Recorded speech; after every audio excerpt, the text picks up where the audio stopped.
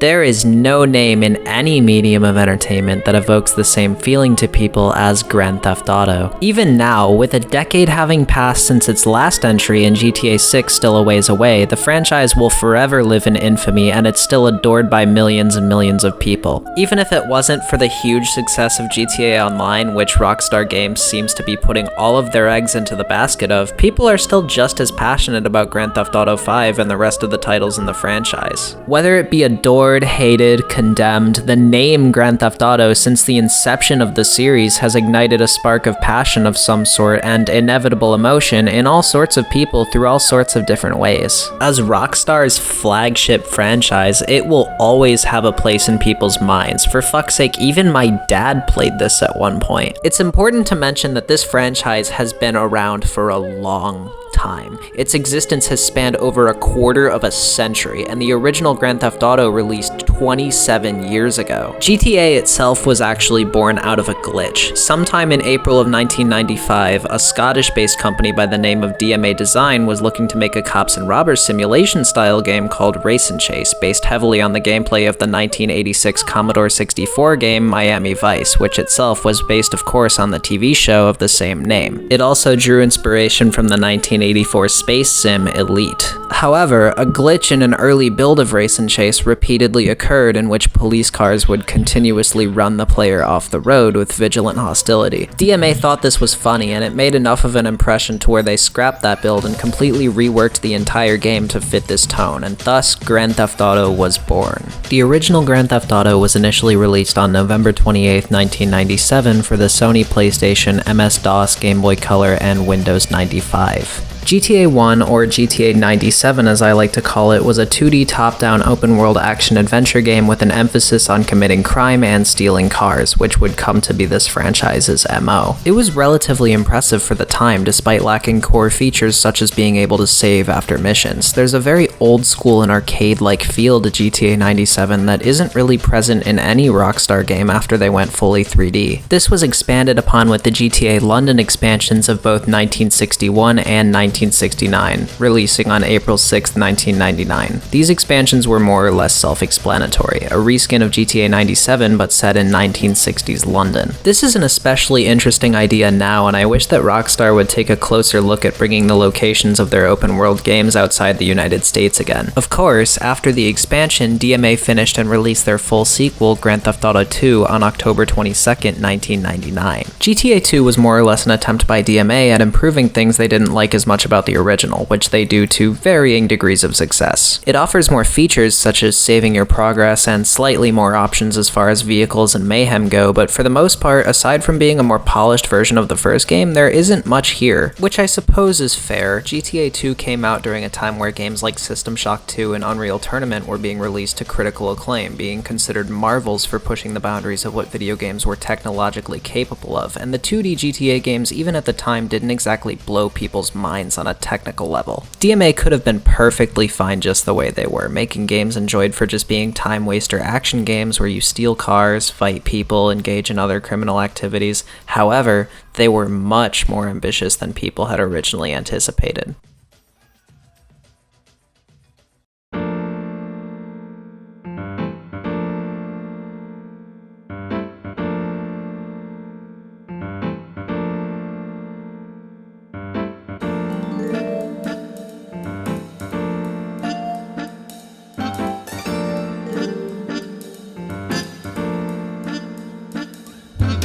To say Grand Theft Auto 3 was revolutionary is a near hyperbolic understatement. What was probably to the unsuspecting player at the time just another time-waster action game became a giant of the games market and a subject for attention unlike any game that had ever come before it. It's no secret that GTA 3 has a hell of a legacy, both in regards to the Grand Theft Auto franchise and to the games industry in general. There's a lot I found interesting or didn't expect while revisiting GTA 3. Out of all the games games in the 3D trilogy, this is by far the one I have the least amount of a nostalgic or emotional connection to, which I think has worked in my favor, looking at it without bias and all that. I remember after playing the other two, I did play this game a little bit, though only once to completion, with that being a very long time ago, so this playthrough of GTA 3 that I did for this video was my second time fully completing it, as well as my first in years. I feel like for as much as I've babbled about this game through buzzwords about its predecessors and legacy already, I do genuinely have a lot to say about it now that I actually have the words.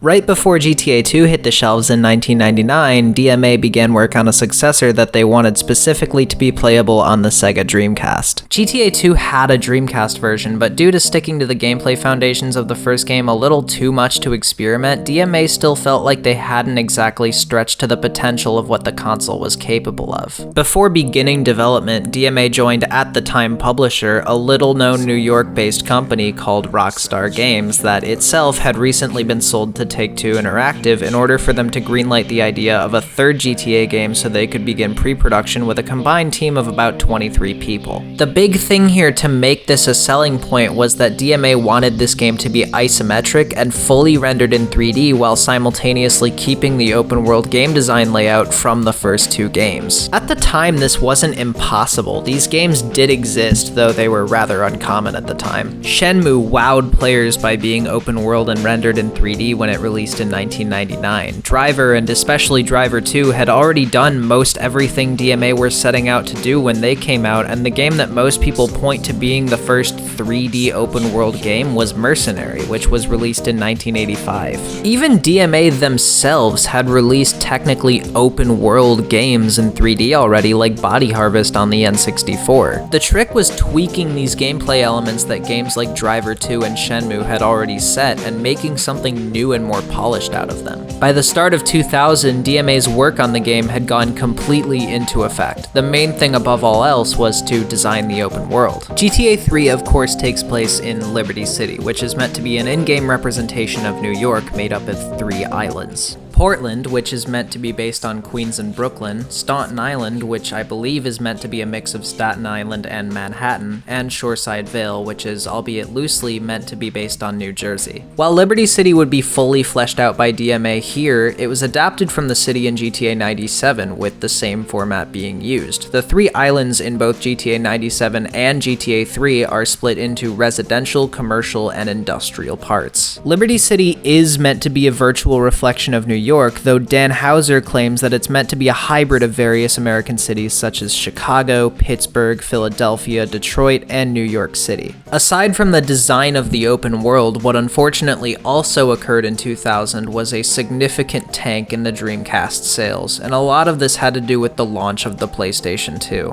Sony had already released a very technically impressive console years earlier with the original PlayStation, but at the time, the PlayStation 2 was some of the most impressive hardware ever made. Rockstar saw opportunity, and so a version of the game that was originally meant to exist on the Dreamcast was shelved to put forth work on a title that was made clearly with the PlayStation 2 in mind. This way, DMA and Rockstar were able to create a game that, for its time, was both technically revolutionary and given their signature flavor. This, as I'll get into soon, also played into a lot of the more controversial aspects of this game and what gave this franchise part of its legacy. A deal around this time was also reportedly almost set to make this game an exclusive launch title for the Xbox, though Microsoft shot this idea down for unknown reasons. Rockstar and DMA pushed the technology of the PlayStation 2 to its limits to create a world that felt lived in and felt real. This is another thing I'll elaborate more on later, but while the top-down GTA games were impressive in their open world and how expansive they were for the time, that had nothing on what DMA was doing to make Liberty City feel like it was a real place. By the end of 2000, DMA and Rockstar felt like they were making some pretty good progress. While this game was inevitably going to be different to its predecessors, this was a good thing. With this in mind, DMA Design and Rockstar Games collectively announced Grand Theft Auto 3 to the world through an issue of PlayStation Magazine UK in January 2001, giving players their first look at the game.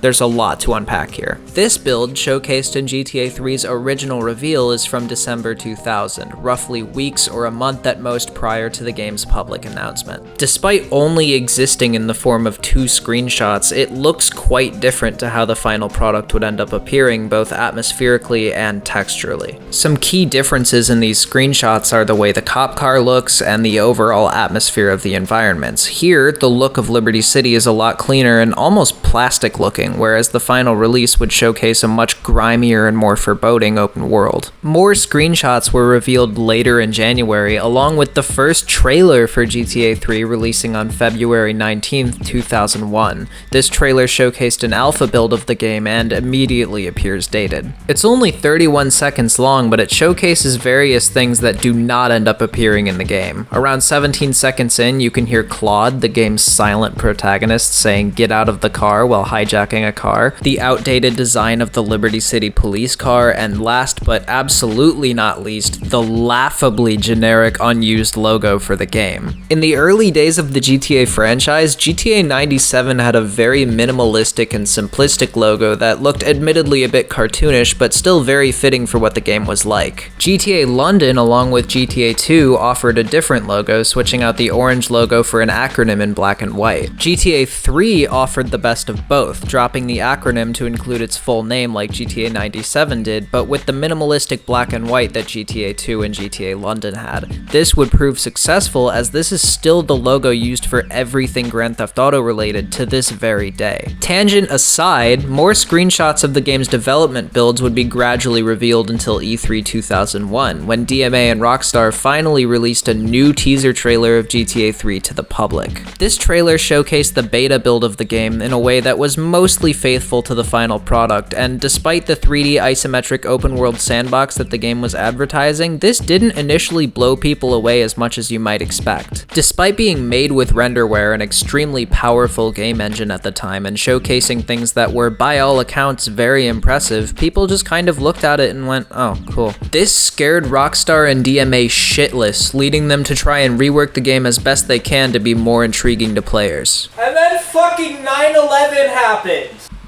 Jokes aside, 9/11 did unironically kind of set GTA 3's development back a little bit. Despite occurring just over a month before the game's release, Rockstar had to delay it to change certain things that would likely be deemed too sensitive to be in a video game right after an event that shook America as much as it did. For instance, the reason the cop car designs were changed was because the original design from their alpha and beta builds looked basically identical to real-life NYPD squad cars. It's also never been explicitly confirmed, but there are reports that the final mission involved a plane and the White House, which has so many layers of on the nose that you can't even breathe. A multiplayer mode for GTA 3 was also pitched to be in the game, though it was cut late into development due to lack of resources and no time to develop it. Though multiplayer would eventually appear in the form of multiplayer in Liberty City Stories, and it's now a giant with GTA Online. Eventually, through blood and bone, and after 2 long years in development, Rockstar Games and DMA Design released Grand Theft Auto 3 for the PlayStation 2 on October 22nd, 2001, with a PC port releasing in May of 2002 and an Xbox port in October of 2003. Just about immediately, Grand Theft Auto 3 changed the course of the industry as we see it.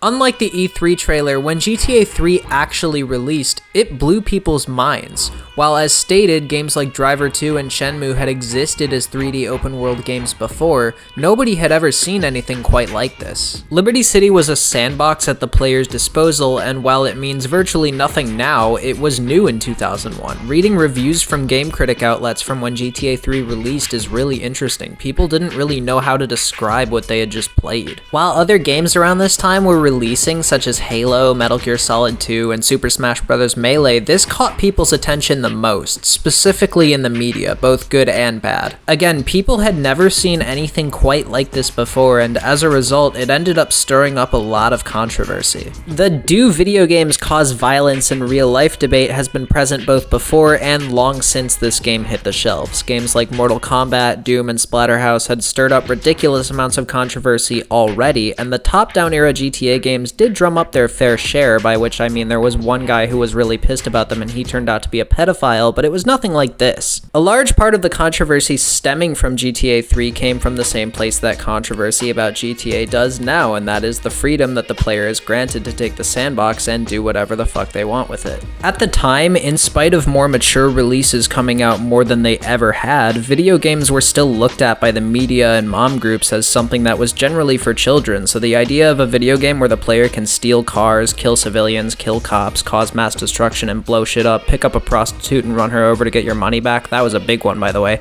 in a city that was quite realistic and lively for its time was just simply unheard of. This game came out 41 days after 9/11 and about 2.5 years after Columbine, so certain people were just flabbergasted by some of the things you could do in such a realistic world for the time. This was the start of a long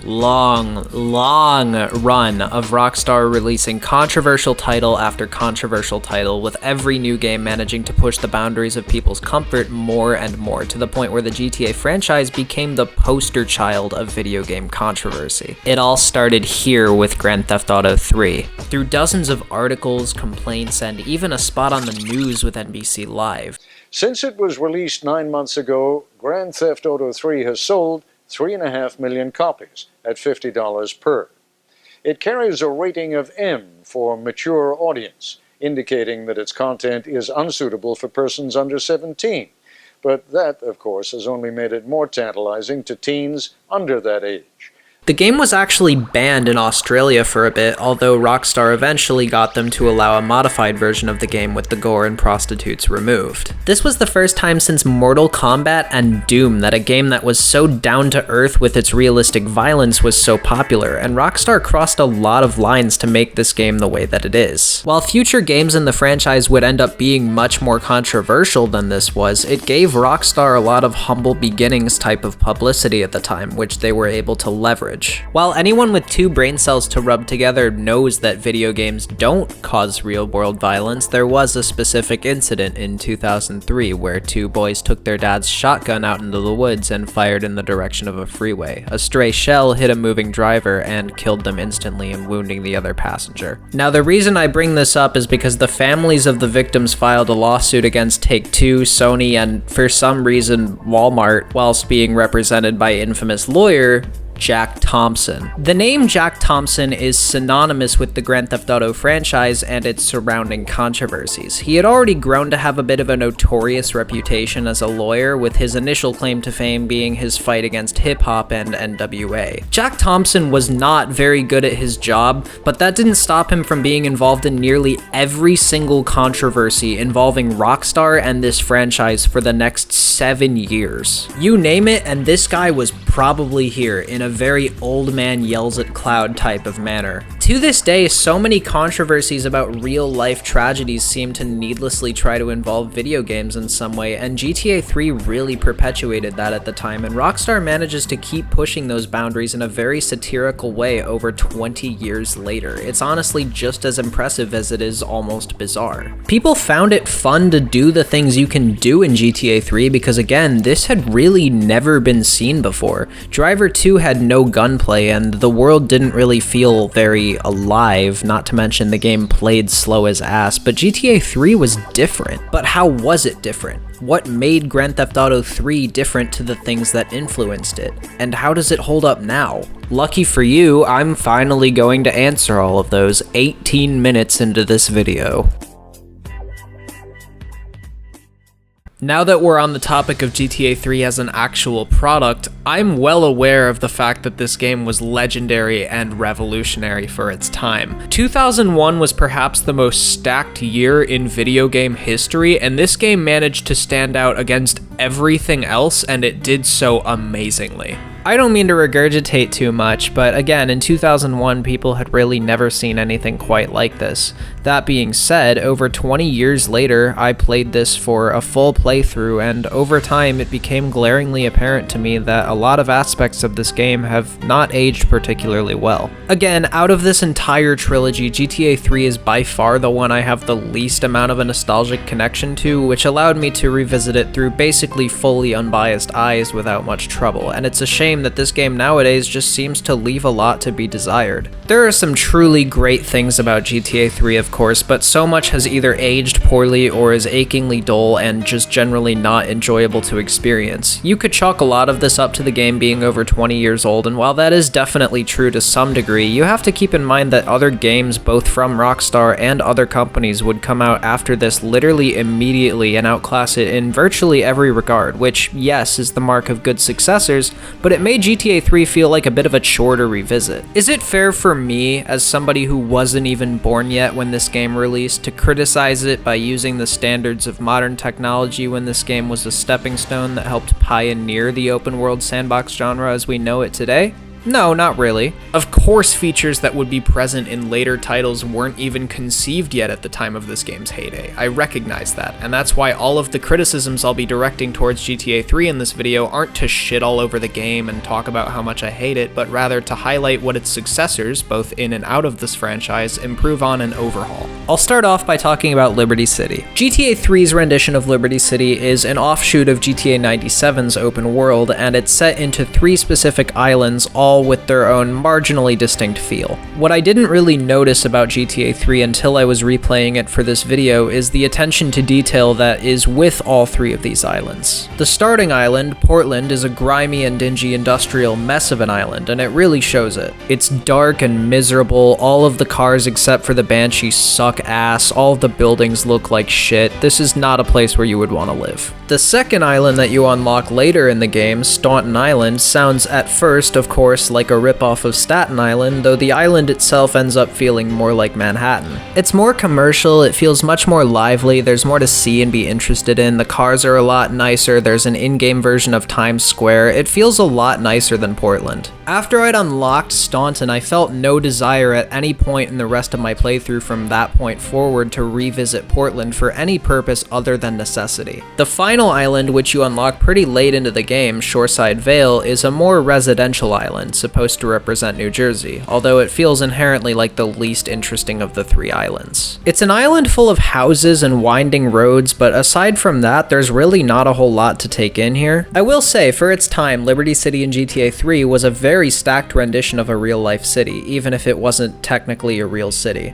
This game has walking pedestrians, cars everywhere that again vary in quality depending on which island you're on, a bunch of rendered buildings, bridges, a red lights district, different gangs would attack each other or the police without you having to even initiate anything. It sounds awfully simplistic now, but once again, really there wasn't anything like this back then. And when Rockstar brought Liberty City to HD in 2008 with GTA 4, they had an interesting foundation to build off of, even if the 2 renditions of Liberty City are really nothing alike. Atmospherically too, Liberty City is quite interesting. Even on the nicer areas of the map, it always kind of carries with it this dark, grimy feeling. It even feels at multiple different points like it gives off a vibe akin to that of Silent Hill. This feeling is at its most exemplary when you're going through the underground tunnels that you can find at various different parts around the map. There's a YouTuber named Joyless that made a video that I highly recommend you check out if you're into this kind of stuff called That GTA 3 Feeling, where they go into detail on the atmosphere and feel of Liberty City and how this game's dreariness can make it feel downright eerie at certain points while you're roaming around the open world. I guess my biggest gripe with Liberty City, or at least GTA 3's version of it, is that after playing this game for a few hours, and especially once you're deep into the main story, this city feels really heavily redundant. By the time I'm not even halfway through the story, I feel like I've experienced everything the city has to offer. The big reason I don't like Shoreside Vale very much is because it doesn't offer the player anything new that Portland or Staunton haven't already shown off. Again, you could chalk this up to the game just being old, but open world sandbox games that would come out like only a year or 2 later would outdo this in basically every way. Rockstar did it themselves, and boy, we'll get to that. The islands, aside from being aesthetically different, don't feel variable enough to where each one is super exciting to explore. The more you progress through the story, the more the various gangs in the game begin to hate Claude, which makes it difficult to explore Liberty City at all a lot of the time without getting into some dick dance gunfight with GTA 3's downright terribly aged gunplay and combat. Liberty City is more of a stepping stone for future open worlds than it is anything else, and you'll be driving around it aimlessly quite a lot. This is made even more frustrating by the fact that your minimap is all you have. There is no actual in-game map to open in the pause menu. The original PlayStation 2 copy of this game comes with a physical map in its case, but there's nothing in-game for you to use apart from the minimap. Something else I realized while I was replaying this that actually follows suit throughout the entire trilogy is that there's no navigation system for you to use. This is something I kind of slowly learned to appreciate, although in GTA 3 it can make for some very frustrating moments. It's made a lot worse when you're on a timer, although you could flip this critique on its head, saying that it does force you to memorize the map as you play, which is really smart game design.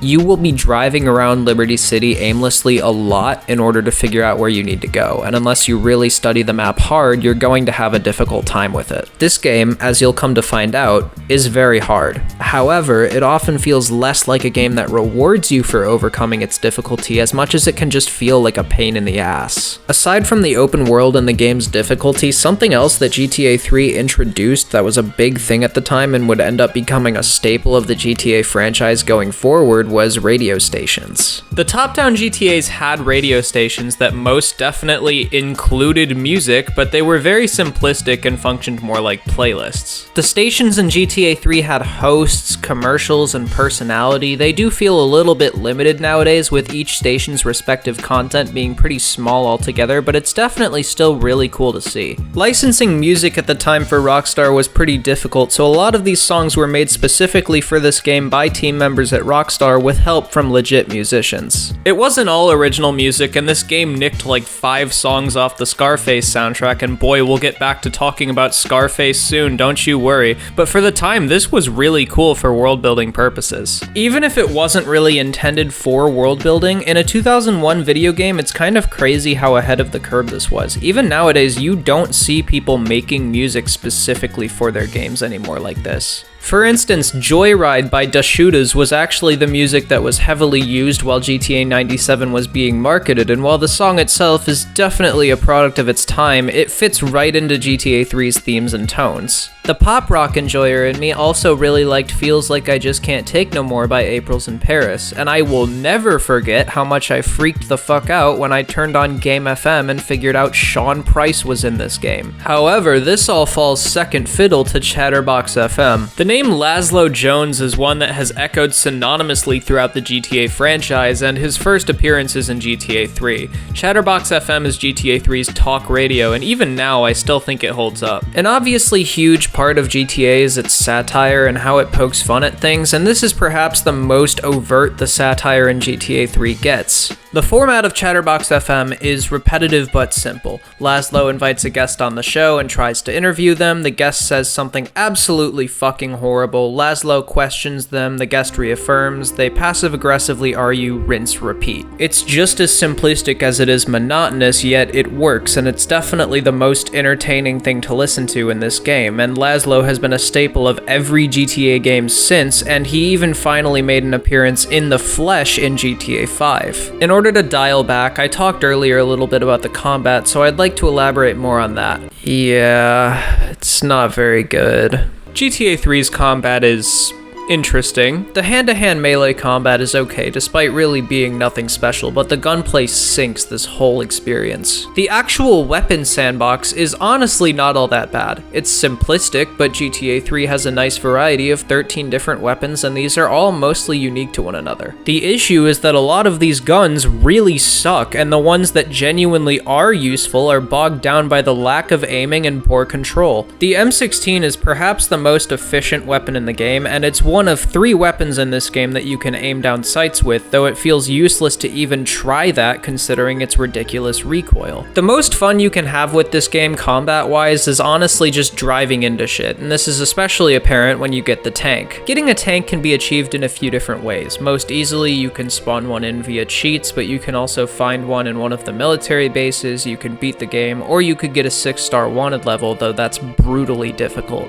It's very, very hard to get 6 6 stars in GTA 3, and I'm not sure if that's per the way Rockstar and DMA designed this game, or ironically enough, in spite of it. Nevertheless, the tank is probably the most fun you can have with this game. It blows up any other vehicle it comes in contact with, and is somehow, some way, more flyable than the actual plane that is in this game. Other vehicles in this game are definitely pretty cool, with the Banshee, the Infernus, the Mafia, and Yakuza vehicles being the specifically cool ones. I feel like everyone who's played this game has some sort of experience with breaking into that car dealership in Portland and stealing the Banshee. Most of the difference with these vehicles, though, comes basically entirely in the form of appearance, seeing as aside from marginal difference in speed, not many of these vehicles feel like they handle very differently than others. Also, every vehicle in GTA 3 feels like it's made out of fucking paper mache. I can't even tell you the amount of times I was just driving around Liberty City and managed to hit a pole or something that either ended up blowing up my car or sent me flying into the water, which of course means certain death because Claude can't swim. This is made all the more frustrating if you're on a timed mission, because nothing slows you down quite like getting out of your car because it's about to blow up and then standing in the middle of the street for 15 seconds only to have no choice but to grab a car that moves at the speed of a 90-year-old tortoise.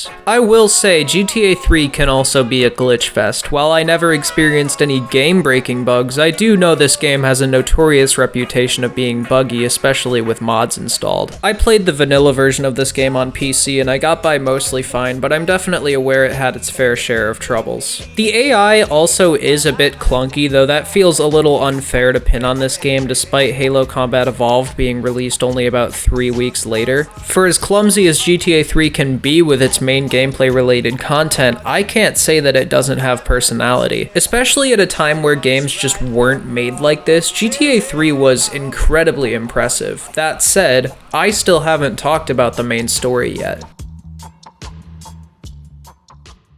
The GTA games have become simultaneously renowned and notorious for their main stories. This notoriety maybe doesn't have as much to do with the actual storylines in play themselves, but more so Rockstar's game design and how it connects to the gameplay. I could have covered this in the gameplay section too, but I figured since I'll be talking about the contents of the GTA 3 story anyways, I might as well just kill two birds with one stone. Grand Theft Auto 3 is, to put it simply, a revenge story. Everything begins with a pre-rendered cutscene of a bank heist. The main protagonist of the game, Claude, is escaping with Catalina, his at-the-time girlfriend, and Miguel, who's an associate of the both of them. Claude shoots out a security camera and runs around a corner only for Catalina to shoot him and leave him for dead, though of course, through the power of weak bullets and plot armor, he survives, seemingly with somehow very little injury. We then cut to what seems to be a prison transport, and some things go pretty wrong, and Claude and this other guy named 8-Ball escape the clutches of the police. This leads to the first section of actual gameplay where the both of you have to get in a car and drive back to a safe house so you can lay low. This is a very simple yet effective way for the game to showcase to the player the very basic controls of movement and driving, which is expanded upon almost immediately into tutorials of combat, buying guns, and things of that sort. This is the game that introduces ammunition into the franchise, which is the shop in which the player buys guns, though the way that it's presented here is incredibly different to the way that future entries in this franchise would show it. In GTA 3, whenever you enter an ammunition, you're met with a strange fixed camera angle in the corner of the shop, and if you want to buy something, you have to just walk into it to spend your money. Anyways, I'm getting off track here. Let's talk about the Mafia. 8-Ball introduces Claude to Luigi, an associate of the Mafia, who was also voiced by Joe Pantoliano, who was famous for his roles as Ralph in The Sopranos and Cypher in The Matrix. Remember, no one messes with my girls. So keep your hands on the wheel. If you don't mess this up, maybe there'll be more work for you. Now get out of here.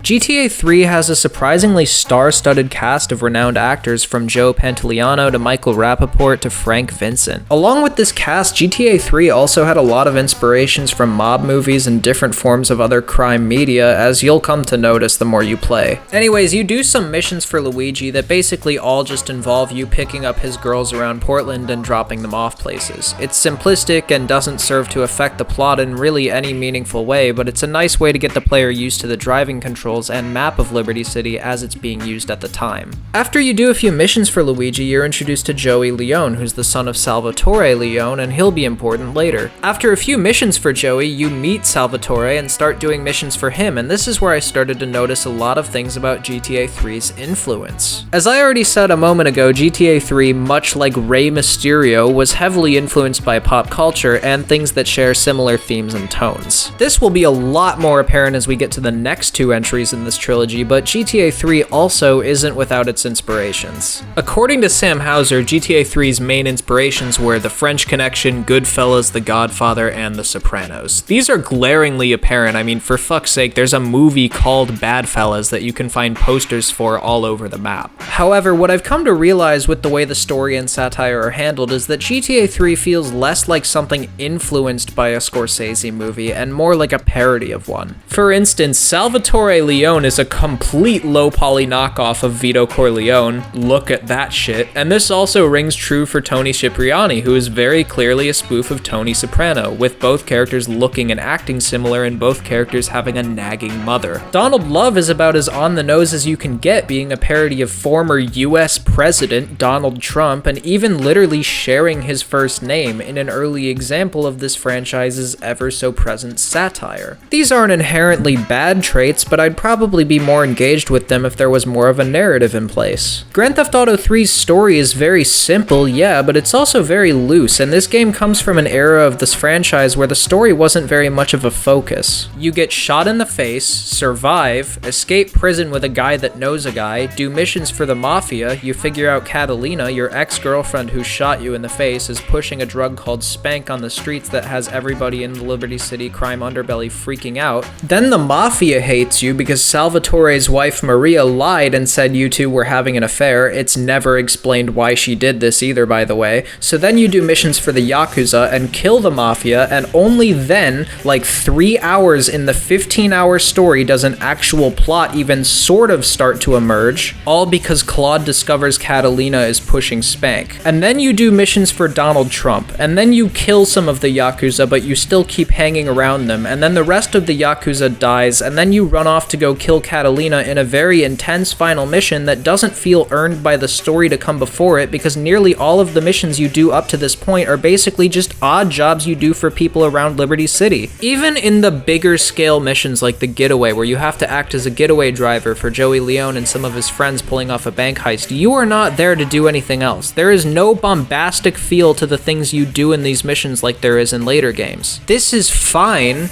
but if you're going to structure the game like this, then don't make this shit the final mission. By the time you get to the exchange, this game's final mission, it doesn't feel like the events of this game have progressed enough to where Claude should be doing any of this and engaging in such a crazy amount of combat. This mission doesn't exist for any purpose other than to be the final mission of the game. And that's fine, but I don't really feel interested or invested in that. This is amplified by the fact that Claude is a silent protagonist. Of course, silent protagonists aren't a bad thing. A lot of my all-time favorite games have main characters that never even say a single word, and to be honest, I think modern gaming needs more of these, but this, as a third-person action game, is not the type of game to have a silent protagonist, especially when the actual cast is so star-studded with acclaimed actors. Claude is inherently uninteresting because he's nothing more than an errand boy. He does jobs for people without question and doesn't have a character beyond a player model because he never fucking says anything. There's no dynamic between Claude and the rest of the characters because Claude has no character. There's nothing about him that's given any sort of flavor or personality, and this could have easily been fixed if he was just voiced and written.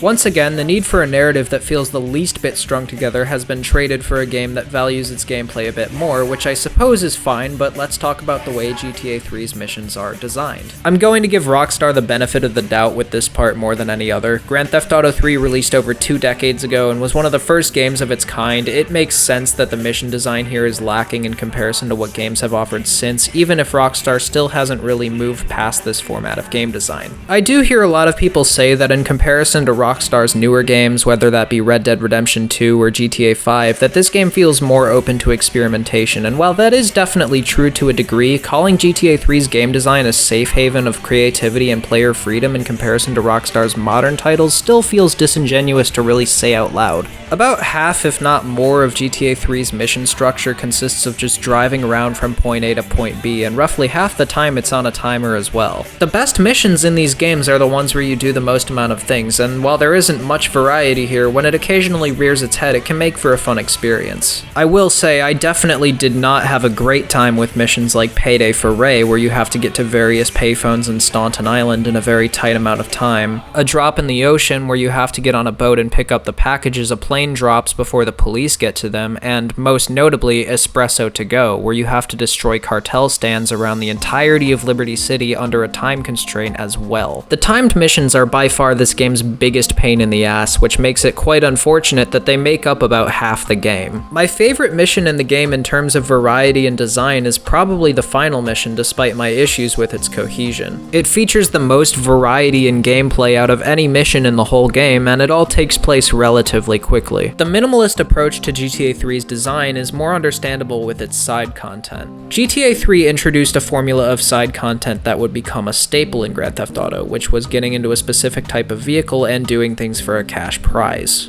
Taxi cabs would let you do taxi missions, police cars would let you do vigilante missions where you kill other criminals, various other copy-paste things you would do for money, though the side content becomes increasingly difficult late into the game due to all of the games just wanting to completely murder Claude. While you get a lot of money for completing both these and the main story missions, a big problem you'll run into with GTA 3 is that money means virtually fuck all. By the end of this game, you'll surely have loads of cash, but aside from mandatory spending in the story and also just being able to spend it on guns and body armor that you can get through other methods anyway, there's really nothing to spend your money on in this game. The cosmetics in this game are virtually non-existent, which is understandable given the game's age, but I still feel like it's something worth pointing out. There's not much for the player to dig into, and the only times you have to spend any of that money at all is in the main story for something that means nothing to the player apart from progressing forward. This game's story and its side content definitely has a lot going for it, but with the way that it's aged and the way that its successors have lapped it, it just leaves a lot to be desired. Altogether, Grand Theft Auto 3 is a very interesting case to me. I respect its legacy and the things it's done for the industry, and I acknowledge that without it, there really wouldn't be open-world sandbox games in the way they exist today, but personally, going back to this game was not as fun as I'd hoped it would be. I can honestly say with complete sincerity, I would not have completed GTA 3 if it weren't for the purpose of this video. It's dated, clunky, and a pain in the ass, although that can be a part of the fun of it. This game was lapped by its successors, but it's still very important for what it is. Especially for how lauded GTA 3 is, there really is a lot to like here, but going back to it now, it's very bare and there's nothing you can experience here that you can't get a better experience with from the GTA games to come after it. Like I said earlier, I'm not bringing up this game's shortcomings just to shit on it, but I'm bringing them up for the purpose of explaining how its successors in this trilogy used them to make something better. Both of the other games are vastly superior, and that's due in no small part to how they built off of what's aged poorly here. I cannot stress enough that this is an extremely important video game and one that belongs in the history books, but for all that it's done and in spite of all of its importance, Grand Theft Auto 3 today feels like half of a good game. The things that are good about this game are indeed there, and this game has a legacy for a good reason, but I'm not really sure I would recommend this game now if it's just something you're intending to pick up and play. It's a foundation, and respecting one's foundation is important. A foundation it would soon build upon, as we'll see momentarily.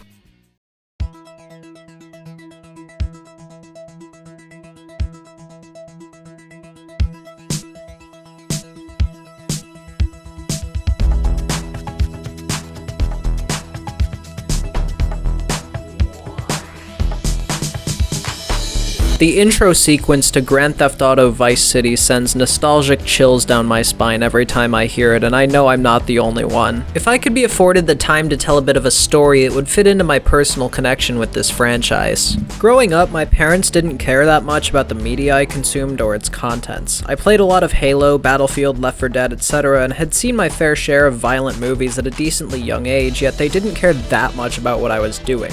that was apart from GTA. It makes sense, GTA, perhaps more than any other franchise, represented everything controversial about the perception of video games. It was violent, addictive, and had parents everywhere screaming their heads off. GTA was the one game my parents for the longest time really didn't want me touching. However, one day when I was around 10 years old, I had a friend over at my house. For the sake of his privacy, we'll call him Luigi. Anyways, Luigi had been playing games on his iPad for a lot of the time we were just hanging out in the basement of my childhood home, until eventually he's like, "Come over here, this game is awesome, you gotta see this game I'm playing."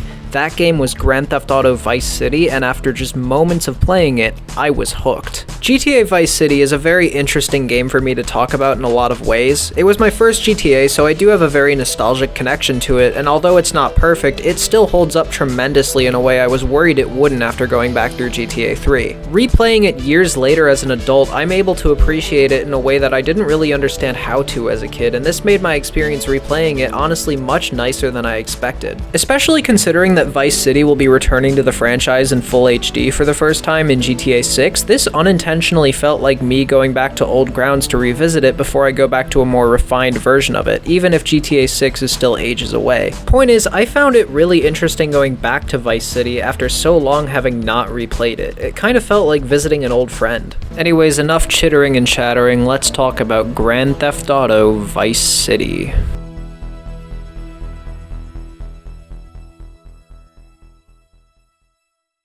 The release and subsequent cultural impact of Grand Theft Auto 3 left a lot of people wondering what the capabilities of Rockstar and DMA were now that the game had just flipped the games industry on its head. Full pre-production on what would eventually become GTA 3's first full successor began in late 2001, though it's unclear what window of time in late 2001 this points to specifically. Reportedly, it was either when GTA 3 was nearing its release or immediately after it released. Initially, this wasn't even supposed to be its own full game, but rather an expansion for GTA 3 with new cars, missions, and weapons, as DMA were entertaining the idea of something like this reportedly whilst GTA 3 was still in development. However, according to Sam Houser, what was initially supposed to be a GTA 3 DLC eventually got too ambitious with its own ideas, and Rockstar and DMA set out to make this into its own project, unique from its predecessor. A full game not being the original plan did kind of hamper with this game's development, and Rockstar were not given a very generous amount of time to develop it, though that wouldn't end up mattering. Vice City was rushed out the door incredibly quickly, making what I could find of its development documentation rather limiting, at least when compared to GTA 3. It's also unclear specifically when Rockstar and DMA shifted focus from it to be an expansion to a full-blown game, or when they changed the setting from Liberty City to a full new location, but development for Vice City altogether took place over the course of about 9 months, and the game really started to come into its own around January of 2002. I was able to find videos online of early builds of this game, and namely different areas in the game and their development builds, such as the Malibu Club, the Ocean View Hotel, and the ice cream shop, all being showcased in presumably the earliest builds the uploader could find, as well as animations of the player getting in cars, bailing out of cars, behind-the-scenes footage of the voice actors in the booth, among other things. The public knowledge of this game's early development appears incredibly vague, although the closer it gets to its actual release, the more apparent the development stories get. From what I can find, people were speculating that Rockstar were working on something like this for seemingly a long time, though there was no clear indication that they were working on anything at all. At E3 2002, however, Rockstar officially revealed Grand Theft Auto Vice City to the world, putting an end to said speculation. GTA Vice City's reveal came with it a small yet satisfactory amount of information. Rockstar revealed this game would take place in the 1980s, the vibe would be glamour, power, and corruption, and revealed that the original planned release date was slated for October 22nd, 2002, 1 year to the day following the release of Grand Theft Auto 3, whilst promising more information to be revealed in July. Leslie Benzies, one of the game's head producers, stated, and I quote, "Although it may appear to be a challenge to develop a game superior to Grand Theft Auto 3, our progress to date on Vice City makes me highly confident that we can deliver a truly innovative game."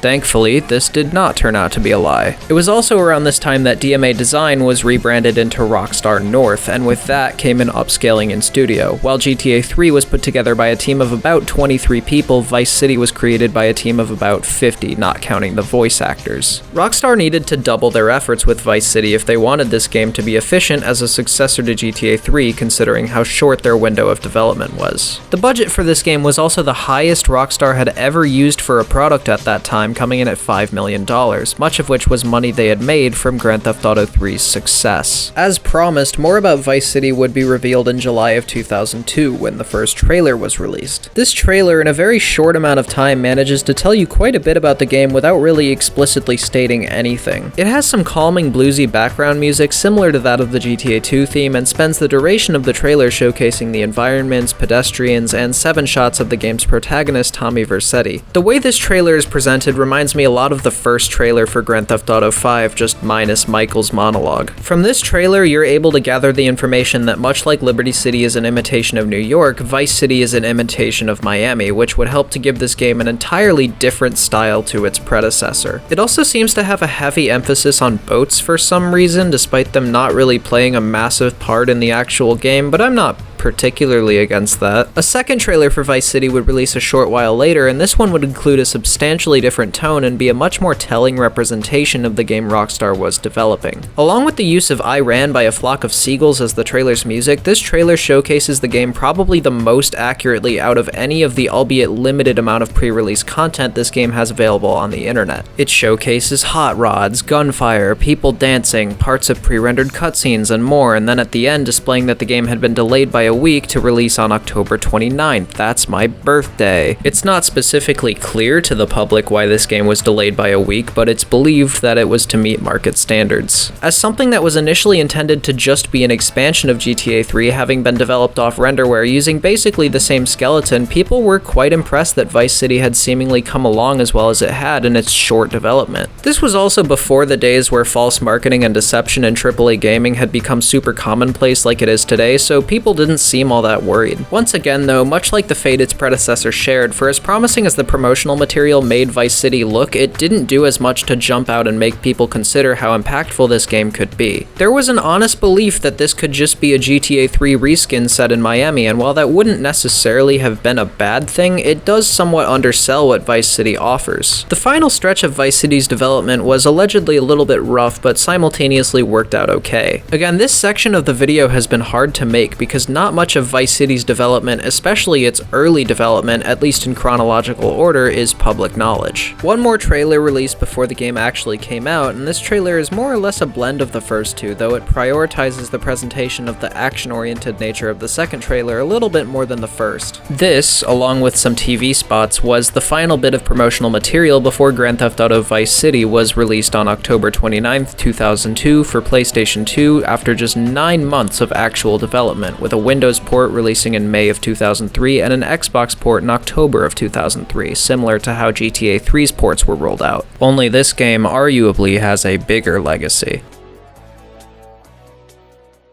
When GTA Vice City was released in 2002, it was met with overwhelming acclaim. Mainstream critics lauded it as a dramatic step up from GTA 3, and all praised Rockstar for the boundaries of the genre that they were spearheading. Most reviews from the time all basically saying that Grand Theft Auto 3 worked perfectly as a stepping stone for Vice City to follow up with, while also being sufficiently impressed that this game manages to form its own distinct identity unique from its predecessor, soothing worries that GTA 3 was the pony's one trick. 2002 was considerably less crowded for new releases than 2001 was, but Vice City still managed to stand out against the likes of Warcraft 3, Super Mario Sunshine, Kingdom Hearts, Morrowind, and Wind Waker. That alone is very impressive. Most of the praise at release that this game got, aside from the gameplay improvements, landed on the soundtrack, which is still brought up to this day most of the time people talk about this game, and I'll get into that when I talk about the game's main content. It feels like Vice City is one of the most culturally significant games in the franchise, even now. I've found references to this game in places I would never expect to, from other games in different franchises to an American Dad bit to an XXXTentacion song. This game's lasting legacy is still felt in pop culture nearly 22 years after its release, and that's not something that should be taken for granted. Aside from San Andreas and GTA 5, I can't think of a game in this franchise that has been more referenced by pop culture in more ways than Vice City. I feel like that's a testament to its popularity and its lasting influence. Sure, this game has a slew of pop culture influences of its own, and I'll cross that bridge when I get to it in a minute, but as I was replaying this game, I thought to myself about how topical this game feels, even now, and it led me to this realization. Of course, the cultural impact of this game didn't come without its vices, as this game, much like GTA 3, was subject to plenty of controversy in its day. As you already saw, GTA 3 definitely had its share of media outrage, but that was fucking child's play compared to Vice City. The makers of Grand Theft Auto Vice City say the game is only intended for people who are 17 and older,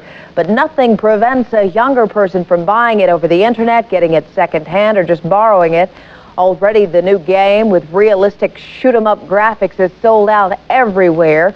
Parents groups are working overtime, launching an effort to keep the game out of young, impressionable hands. Truthfully, most of the controversy that Vice City helmed was just a rerun of what had already previously pissed people off about some of the content in GTA 3. The game had to be censored in Australia, again. People didn't like how you could partake in realistic violence, again. People were worried this game would perpetuate real-world violence, once again.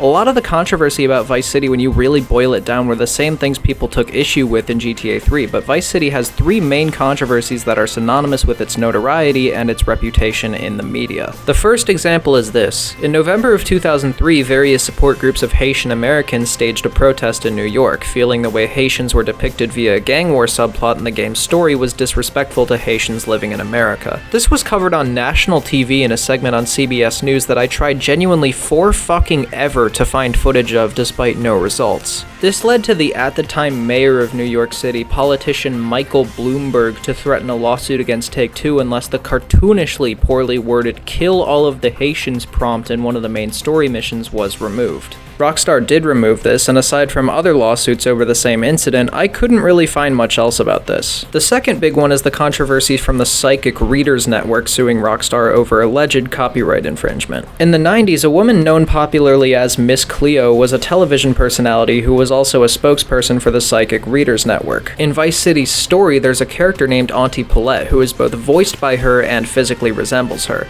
The controversy for this didn't happen until 2017, hardly even a year after Miss Cleo had passed away, and the Psychic Readers Network sued Rockstar for what they saw as infringing copyright. Seeing as there was no real evidence to support this, and they waited until 15 years after the game's release to do anything, the lawsuit was dropped with little trouble. Alright, are you guys ready for the return of everyone's favorite lawyer?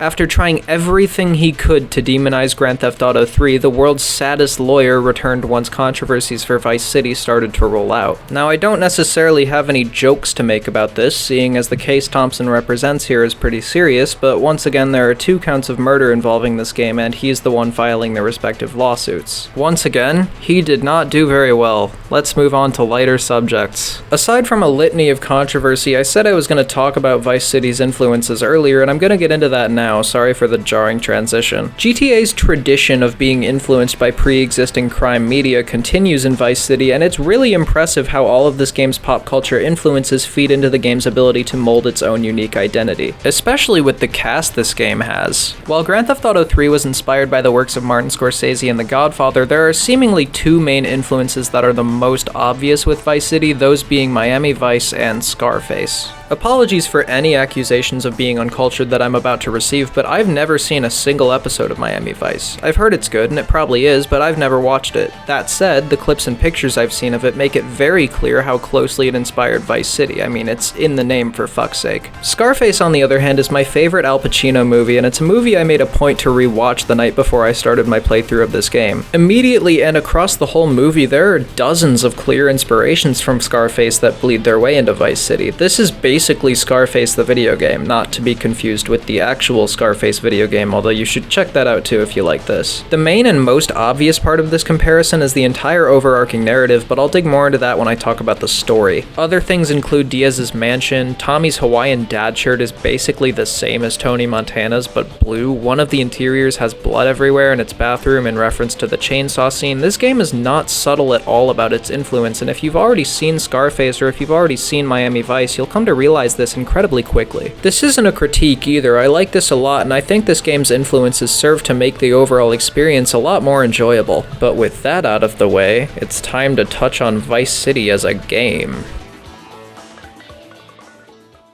So how is GTA Vice City as a game? How does it fare in comparison to GTA 3? How does it fare in comparison to the more modern titles? How does it hold up? I'm gonna answer all of that with my own opinion. Now I will say right up front, in every way that I haven't already stated, GTA 3 does a great job as a foundation because Vice City uses it to outclass GTA 3 in every way I can think of. Granted, it's not completely perfect, and some of the more annoying things about GTA 3 do carry over, but Vice City does a phenomenal job of improving almost everything I didn't like about its predecessor. For a game that was basically developed from start to finish in under a year, this is sufficiently impressive. I'll start with the game's main content, much like I did in GTA 3, and that's by talking about the sandbox and what this game manages to achieve with the way it's presented. I'm just gonna say, from a standpoint based purely on presentation, this is the best game in the franchise, and honestly Rockstar's best game just at all. This game knocks it out of the park with its presentation from the moment it begins, and I can't think of another game Rockstar has made that even comes close to this aside from possibly Red Dead Redemption 2. The grungy and depressing atmosphere of Liberty City in GTA 3 is swapped out for a vibrant, colorful, and stylish representation of 1980s Miami that feels so impressively alive. During my playthrough, I spent a lot of time not even doing anything else other than just driving around the open world and enjoying it. There's so much to appreciate here. NPCs around the city are doubled in population, there's random things happening almost everywhere you go, the cars in this game are the nicest in this whole trilogy, if not the whole franchise. There are actual interiors to buildings now, and you can visit the inside of a lot of these places. The hotel at the start of the game, the Malibu Club, Diaz's mansion, a fucking indoor shopping mall that blew my 10-year-old mind the first time I played this game. It doesn't seem like much, but after spending over 25 hours replaying GTA 3, this game offers you so much cool shit that even now is cool to see.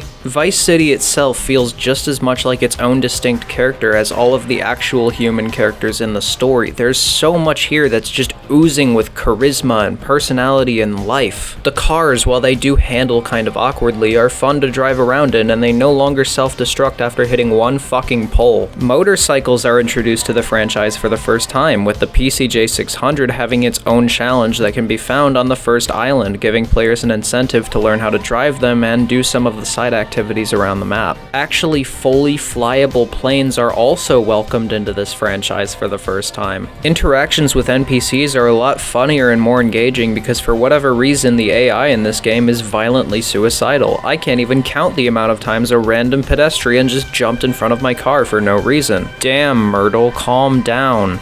Or the time I was just driving about and a cop jumped in front of my moving car and died, giving me 2 stars for an unsolicited assisted suicide. There's also a selection of different outfits for Tommy that, while not super customizable, offers the player a refreshing amount of variety that is still really welcome. You can equip these outfits at different locations around the map, you progressively unlock more of them as you progress through the story, and some of them are even mandatory, such as the golfer outfit that you need for a mission where you need to beat someone up in a golf course. I guess my point with this whole spiel is that Vice City as a location and as an open world is one of the best open worlds in any game I've ever played, even nowadays. The city is stylish and colorful, there's people everywhere, it feels wholly and unequivocally alive and of its own variety. It's engaging to drive around, it's engaging to interact with the city itself and its inhabitants, and it's presented masterfully. Where Liberty City in GTA 3 serves once again as a stepping stone, Vice City takes the potential of an open world sandbox that GTA 3 set a standard for and reinvigorates it to raise that standard incredibly high. There's a reason people still bring up Vice City when they talk about the best open world games of all time, and that has mostly to do with the fact that Rockstar has always been especially talented in making their open worlds feel like places that you would actually be interested in exploring. God, I'm so excited to see this setting get reinvented in GTA 6. What makes this experience all the more memorable is the music. Of course, this wouldn't be a proper retrospective of the 3D Grand Theft Auto trilogy if I didn't talk about Vice City's music.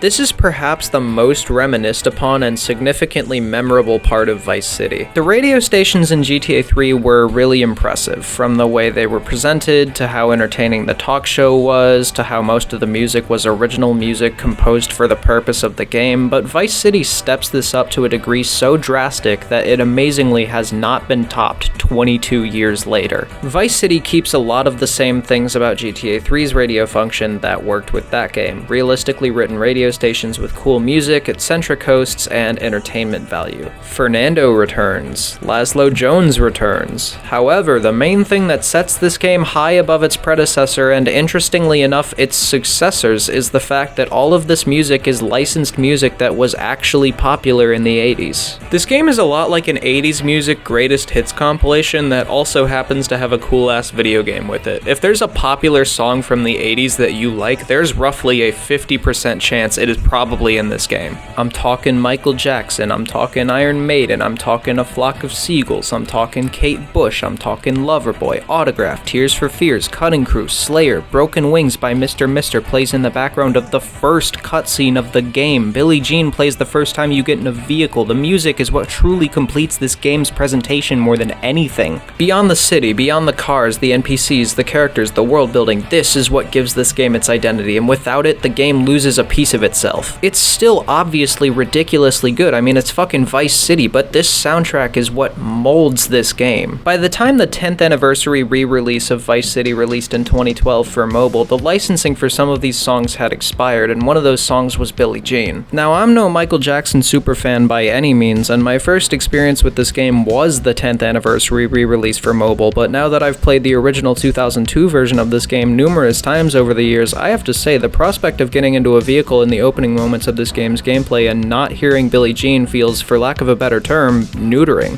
While we're still on the topic of core game elements, let's talk about the combat. I think overall Vice City's combat is an improvement from GTA 3's, if a minimal one. The weapon sandbox is basically the exact same with some new additions, although I suppose if it ain't broke, don't fix it. The gunplay itself is considerably better, I can't lie. The weapons feel cleaner and nicer to use, the guns have nicer sound effects and they're more responsive. The melee combat is also okay, although to be fair, it changes nothing from GTA 3. The only real problem I have with Vice City's gunplay is the fact that certain weapons still require you to stand in a stationary position when using them, which can leave you vulnerable to other enemies getting the last laugh, and it can cripple the pace of gunfights. It cost me my life on the final mission especially more than a few times. Another problem with this game's combat that re-emerges from GTA 3 is enemy placement, particularly in corridor-based combat. This was a problem in GTA 3 mainly in the mission Grand Theft Aero, where Claude has to kill enemies at an airport that all spawn in randomly generated parts of the room, and it does rear its head at some points in Vice City. A lack of navigation also plagues Vice City, though not nearly as egregiously as it does in GTA 3, seeing as most of my problems with the lack of navigation in that game had to do with the fact that I was doing timed missions, which are thankfully toned down considerably, though they do still appear. There is finally an actual in-game map now, though. As I mentioned earlier, flying also makes its proper debut in Vice City after GTA 3 had a not really flyable plane, and this leaves a lot to be desired. It's not horrible once you start to get the hang of how to control the planes or the helicopters, but the controls are a lot of the issue with it. Flying has never been this franchise's strong suit, and this trilogy is more indicative of that than any of the rest. The air vehicles in Vice City, while not completely unflyable, are especially clunky, and to make matters worse, this isn't really improved upon very much in any of its successors. The leap from ease of control in GTA 3 to Vice City in terms of being able to fly planes is perhaps the biggest leap this franchise has made, and the flying in Vice City still unfortunately kind of sucks. Altogether though, Vice City's main array of content and gameplay is more impressive than I had expected it to be going into it, and it's one of the things that kept me engaged while playing this game. This game was engaging the whole way through, and a lot of that had to do with the fact that it was just generally fun to play, and the city was just generally fun to drive around in and explore. Even now, in 2024, there are still things about Vice City's general gameplay that continue to hold up. There are still unique things about this game's main content that still keep it fresh and replayable today.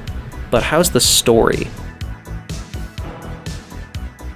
The story in GTA Vice City, for a game that was in Sam Houser's words thrown together, is once again super impressive. It takes incredibly heavily from Scarface and isn't necessarily an extreme storytelling marvel, but it's still impressive and a much more engaging story than GTA 3 had. I completely replayed GTA 3 over the course of about a month while making this video, but I was so entertained by replaying the story of Vice City that I went through the whole game from front to back in about 12 days. The story here is about the same length as GTA GTA 3, if not slightly longer, and you can probably get through the whole thing in about 10 to 15 hours if you're truly dedicated enough. Elephant in the room being addressed, this is the first game in the franchise to feature a fully voiced protagonist, with Rockstar bringing in Ray fucking Liotta of Goodfellas fame to play Tommy Vercetti, this game's main character. Ray does a great job in this game. There's really surprisingly little footage of him online talking about Vice City despite a very select amount of interviews, and you can kind of tell he's never heard of a PS2 before, but he still does a really entertaining job, and all of his charisma as an actor carries over here. Some of his one-liners in this game are honestly, in my opinion, even on par with some of the things he says as Henry Hill. Anyways, this game, much like GTA 3, opens up with a pre-rendered cutscene, and this time it consists of 3 men talking at a dinner table in a sequence that is just oh so Sopranos-esque.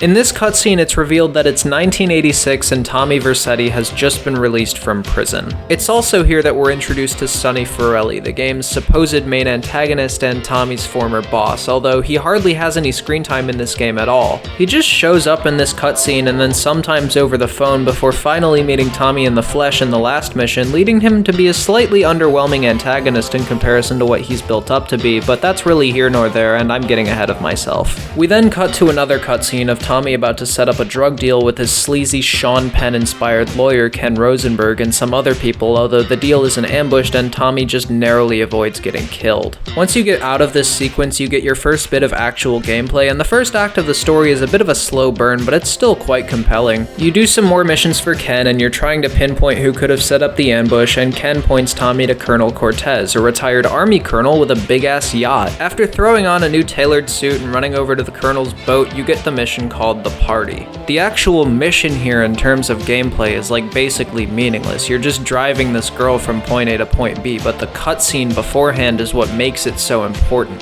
This cutscene serves to characterize Vice City for the player early on in the game, which it does exceptionally well at. Just about every character you see on the boat in this cutscene is someone you'll either end up doing missions for or seeing at some point later on in the story. It characterizes the city and the people in it as powerful, glamorous, and dangerous, and it sets a hell of a tone for the story to come after it. After this, in the mission Back Alley Brawl, you're tasked with going to the Malibu to meet music industry slimeball Kent Paul, who sends you to go beat up a chef drug dealer, and doing this results in you meeting Lance Vance, the best character in this game. In the player's first interaction with Lance, it's revealed that he's the brother of one of the people killed in the ambush of the drug deal that took place in the opening moments of this game, and he and Tommy from this point forward start working together, with both of them basically wanting the same thing. I've gotta say, the dynamic between Lance and Tommy is probably my favorite thing about this story, because even though it's not always necessarily at the forefront of the game's overarching narrative, it's still greatly entertaining to watch these two characters interact, and they bounce off of each other incredibly well. One of the other things you do early on in the story is take missions from a Colombian cartel leader by the name of Ricardo Diaz. Despite being an incredibly obvious spoof of Frank Lopez from Scarface, these missions made for some of my most enjoyed moments in the first half of the game. Every time you walk into the mission marker to do something for Diaz, he's always pissed about something or yelling or overreacting to some arbitrary shit happening, and it's honestly very entertaining.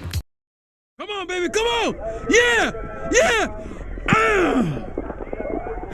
Stupid whore! I'll chop your head off!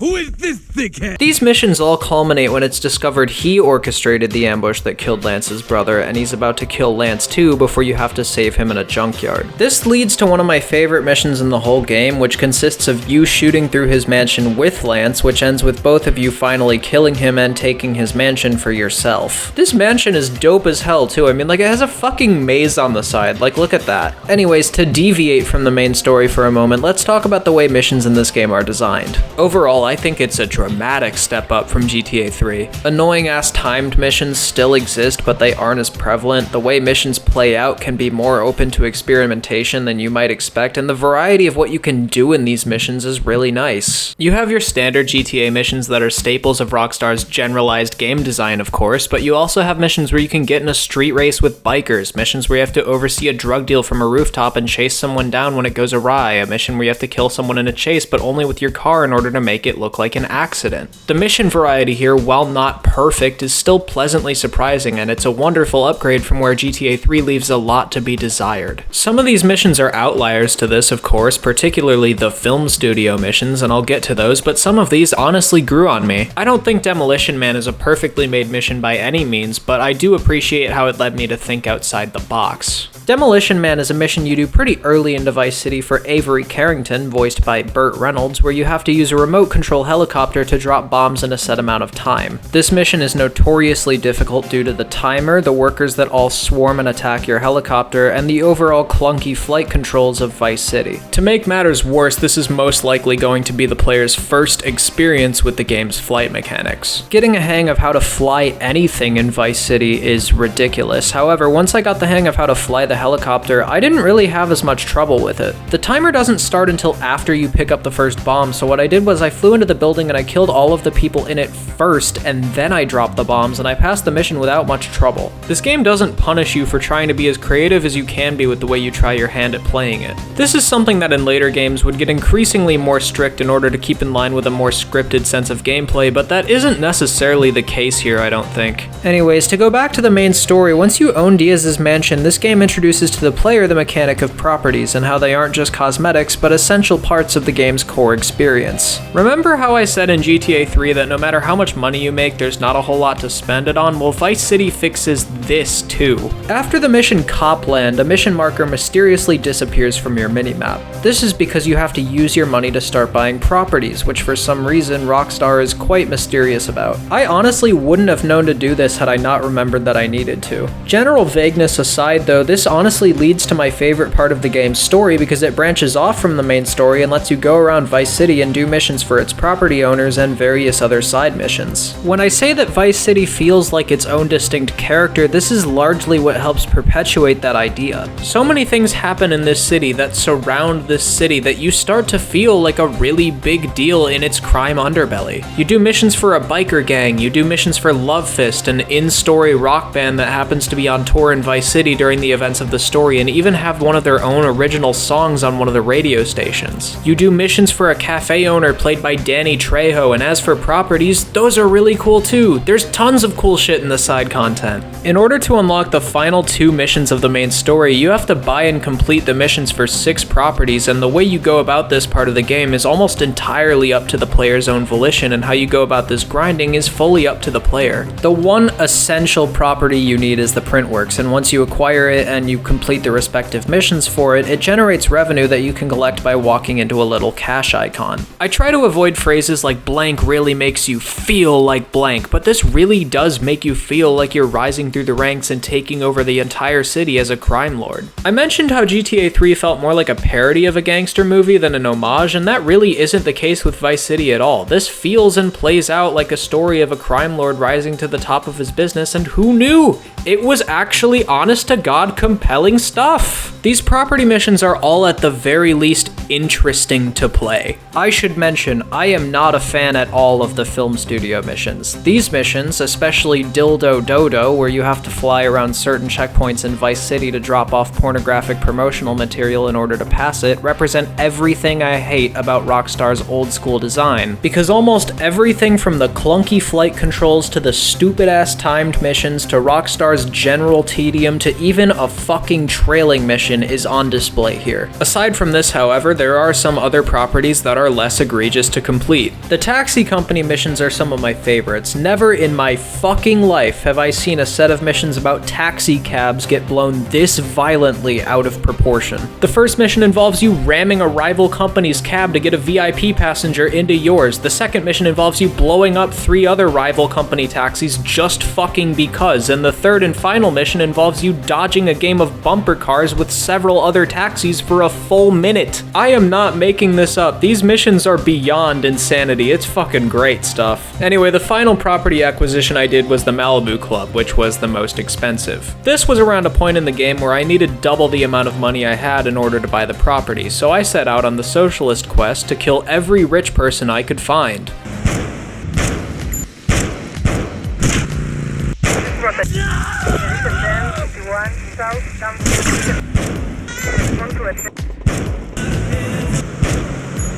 When you finally purchase the property, the string of missions that ensues include you breaking someone out of prison, you completing a challenge at a shooting range, and you taking part in an admittedly frustrating street race before all of the people you encounter in these missions are acquired for a bank heist. This mission is really exciting and has a lot going on in it, and I think it's the first actual heist mission in the entire franchise. While 3-Leaf Clover in GTA 4 is probably the best heist mission in the franchise, this is simplistic yet rich with variety. After you complete all of the property missions, you have to finally pull off the final 2 missions of the game's main story. Sonny Forelli's men have begun taxing Tommy's acquired businesses and properties, and it's up to Tommy to drive around the city to the respective properties and kill them. This leads to the final mission in the game, which takes place in Tommy's mansion, where Sonny travels down to Vice City himself to pay him a visit. It's here that Sonny reveals he was responsible for Tommy's arrest 15 years prior, and Lance actually sides with Sonny, betraying Tommy, leading to a massive shootout in the mansion. Lance's betrayal doesn't come out of nowhere, and in fact it's actually teased numerous times throughout the main story, with Lance implying that Tommy is being selfish and not treating him fairly. This whole final mission is once again taken heavily from Scarface, more particularly the main shootout, only this time the main character survives. Tommy kills both Lance and Sonny after mowing down dozens and dozens and dozens of mafiosos, and we get the final cutscene of Tommy telling Ken that he thinks this is the start of a beautiful business relationship before the game's credits roll.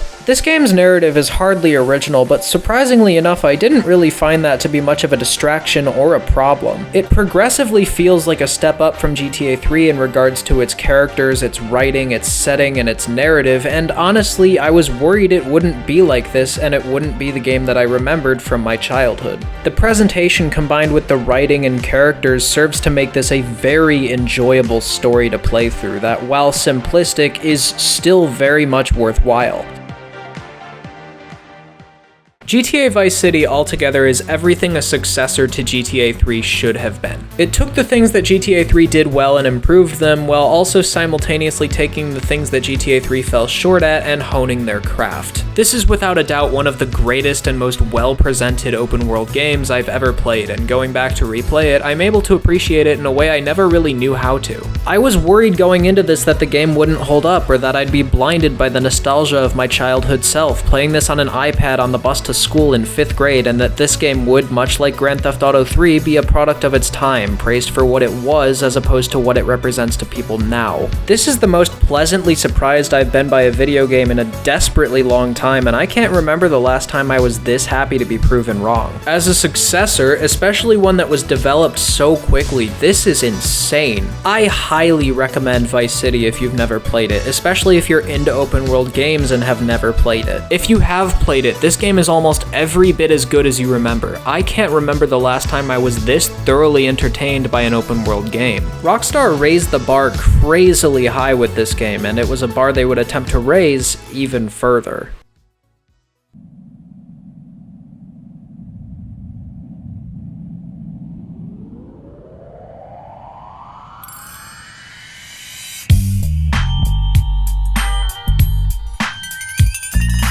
Grand Theft Auto San Andreas is a game that needs no introduction. You know what this is, I know what this is, my dog knows what this is, and so do millions upon millions of other people. Everyone knows about San Andreas, between the countless memes, the pop culture references, the stupid fucking YouTube poops of this game I watched in middle school. This, aside from maybe GTA 5, is by far the most famous, most well-known game in the franchise, and it's without question the most influential. I've been waiting to talk about San Andreas in the form of a video for probably about 8 years. For the longest time, this was my favorite game, just ever. I mentioned how my friend showed me Vice City when we were about 10 years old and how that was my introduction to this franchise. Me and this same friend picked up San Andreas shortly thereafter, and it blew our minds. This game holds an incredibly special place in my heart because when I played it as a kid, it was one of the first games to truly open my mind to what video games were capable of. It didn't matter if I was too young to live through this game's PS2 heyday, day. It didn't matter if this wasn't the most recent entry in the franchise by a long shot. This was the coolest game ever to 11-year-old me. I can't even tell you the amount of hours I just spent dicking around in this game as a kid and my countless times playing it over the years. This game changed the way I view video games, and I can probably quote about half the game off the top of my head. So with that out of the way and without further ado, let's talk about Grand Theft Auto San Andreas. Rockstar started development on the next installment in the GTA franchise immediately after Vice City released in October of 2002, with the studio of Rockstar North this time being afforded a much more gracious development window of 2 years. This game, also likely because of its scale, was developed by a team of about 80 people. This surely made the game much easier to develop in comparison to the hassle that was creating Vice City. Despite this, however, the game was apparently still quite a hassle to make. So according to a blog post from Obi Vermont, one of the technical directors at Rockstar at the time, the development and crunch of Vice City had taken its toll on the team, but they remained ambitious. This ruled out the possibility of yet another rushed game, with Vermeij stating in November of 2023, and I quote, "Vice City was a mad dash to get done in time. Everybody was worn down and it was clear another one-year game wasn't an option." In addition, it was obvious that Vice City hadn't innovated in terms of fundamental design changes that much, and Rockstar was too ambitious to make another GTA 3 to Vice City type of design shift. Vermeij continues saying, "This is why San Andreas got 2 years of development time. Our confidence as a team was sky high, and with the longer development cycle, we felt we could be ambitious with the new features for San Andreas, and ambitious we were. A lot of this ambition involved calling back to the franchise's roots and modernizing it, which is something Rockstar was interested in doing with the open world." GTA 97 included 3 cities in its open world, something that sounds impressive even in spite of the game's age. However, even by the early 2000s, with the subsequent arrival of GTA 3 and Vice City, this had already aged quite a bit, and traversal between these cities wasn't something that felt nearly as free as what Rockstar wanted to attempt with its at-the-time modernization. This, as I'm sure you can imagine, absolutely tanked the memory of the available hardware at the time, and that was another problem Rockstar had to work around. Games back then were typically not this ambitious, and there was doubt over whether or not the PlayStation 2 and renderware would even be able to handle this game at all. Vermeij claims there was a meeting that took place at one point that he, quote, "still has nightmares about," where the team at Rockstar argued over whether or not to include these cities on different maps to save memory like GTA 97 did, or to include them all in the same map, with Vermeij maintaining that he wanted the cities to have seamless transitions into each other. As you might expect, the code for Vice City was reused as the primary foundation for this game's development, with some minor tweaks done to the game's overall backbone in order to fit what Rockstar had in mind for the game, though this came with its own set of problems. Many of the RPG elements of this game that were initially tossed around had to be tweaked heavily or just outright removed. If the player ate too much, his stomach would growl. If he got too fat, he'd not be able to climb certain walls or sprint, making some missions, in Vermeij's own words, almost impossible. Stealth was something that made it into the final release, but during much of the development stages, Rockstar had no clue how to implement it or handle it. It became evident that Rockstar was starting to run into trouble with how ambitious this game was turning out to be.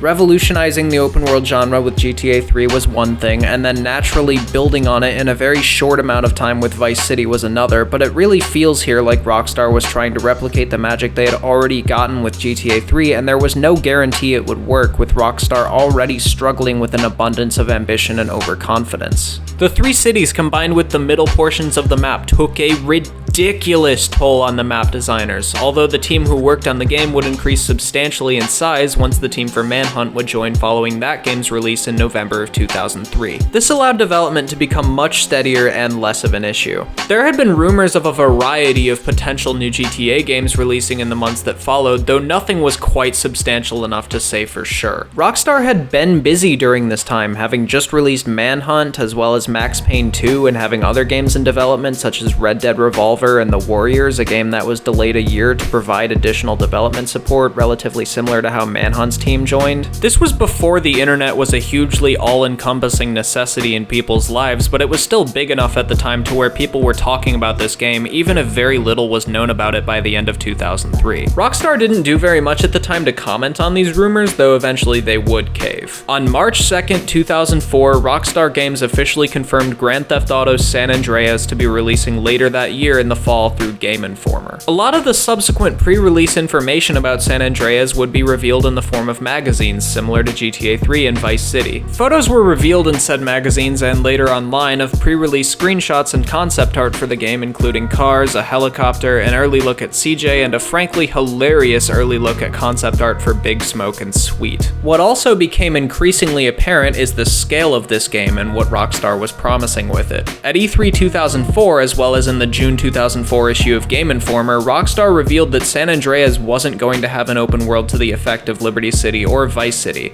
This was an entire state. Even now, the sound of this comes off as overly ambitious, but back at the time, this was a mindfuck of a concept. Adding on to this was an overhauled graphics engine allowing for greater lighting effects and things like smog and real-time reflections that weren't present in this game's predecessors. Customization was also promised to be overhauled, but Rockstar wasn't really clear with what they meant by this at the time. This excited players greatly, and with all of the massive promises Rockstar was making to players with this game, San Andreas quickly became one of the most anticipated games not just at the time, but of all time. Which is no small feat considering this game released alongside the likes of Metal Gear Solid 3, Halo 2, and Half-Life 2, though by this point GTA was easily the most identifiable out of all of these as far as brand recognition went, with the only thing coming anywhere close being Halo. On August 23rd, 2004, Rockstar released the first trailer for GTA San Andreas, featuring a lot of the things that Rockstar had been boasting about, and just about all of these things ended up actually featuring in the final release. It showcases Grove Street, Lowriders, the family, which includes what appears to be another early concept build of Big Smoke and Sweet, despite both of their final release models appearing in an earlier shot, a plane, haircuts, the iconic Vinewood logo. I could keep going. For a trailer of a game that's the most hype shit in town, this would certainly make me want to play it. A month later, on September 27th, 2004, Rockstar released the second trailer for the game, this one of course being the iconic Welcome to the Jungle trailer. This is probably the best form of promotional material that exists for this game. It showcases just about everything Rockstar could show about the game without being self-indulgent and revealing too much. It showcases various locations from each of the three cities, clips of pre-rendered cutscenes, shots of action, driving, shooting, flying. It gives small insight to the characters. This trailer is perfect for what Rockstar was going for in regards to promotional content, and it set the internet ablaze. From what I can gather, the hype for San Andreas back in 2004 was really similar to the current anticipation for Grand Theft Auto 6, just with a different scale. There were forums, people online talking about this game, speculating, analyzing every bit of promotional material they could get their hands on, and that went double for this trailer. There was one trailer afterwards acting as a launch trailer, releasing sometime in the weeks leading up to the game's release. This trailer's okay, it's more of the same, and it doesn't live up to nearly the same standard as the first two, but it still does a good job at being a decent trailer, and it does have a cool Tupac song in it, so I can give it points for that. Finally, after 2 years in development, 3 trailers, unprecedented hype, and some crunch in the final weeks, Rockstar released Grand Theft Auto San Andreas on October 26, 2004 in the United States for the PlayStation 2. A port for Windows and Xbox both would release not too long afterwards in June 2005, and the game would release in Europe 3 days later on October 29th. The anticipation had reached its apex and San Andreas had been released.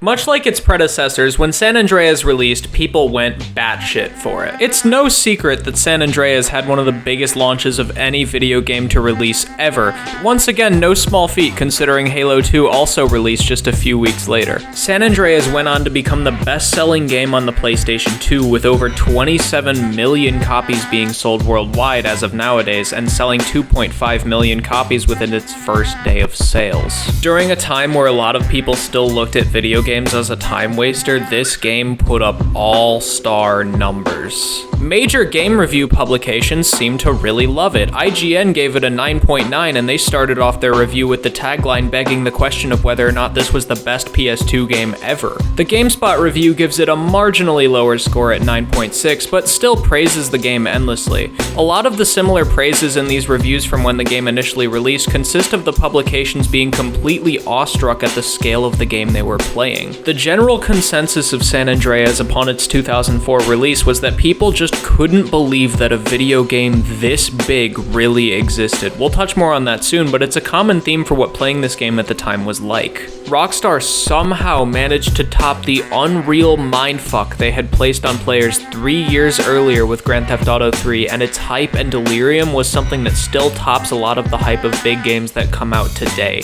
Everyone knew they were playing something special, and everyone knew this was going to shake the games industry to its core, and it did. Unfortunately, much like its previous counterparts, San Andreas was home to quite a bit of controversy, and probably the most infamous controversy out of the entire franchise. When the game first released, there was an inaccessible minigame where you could have graphic sex.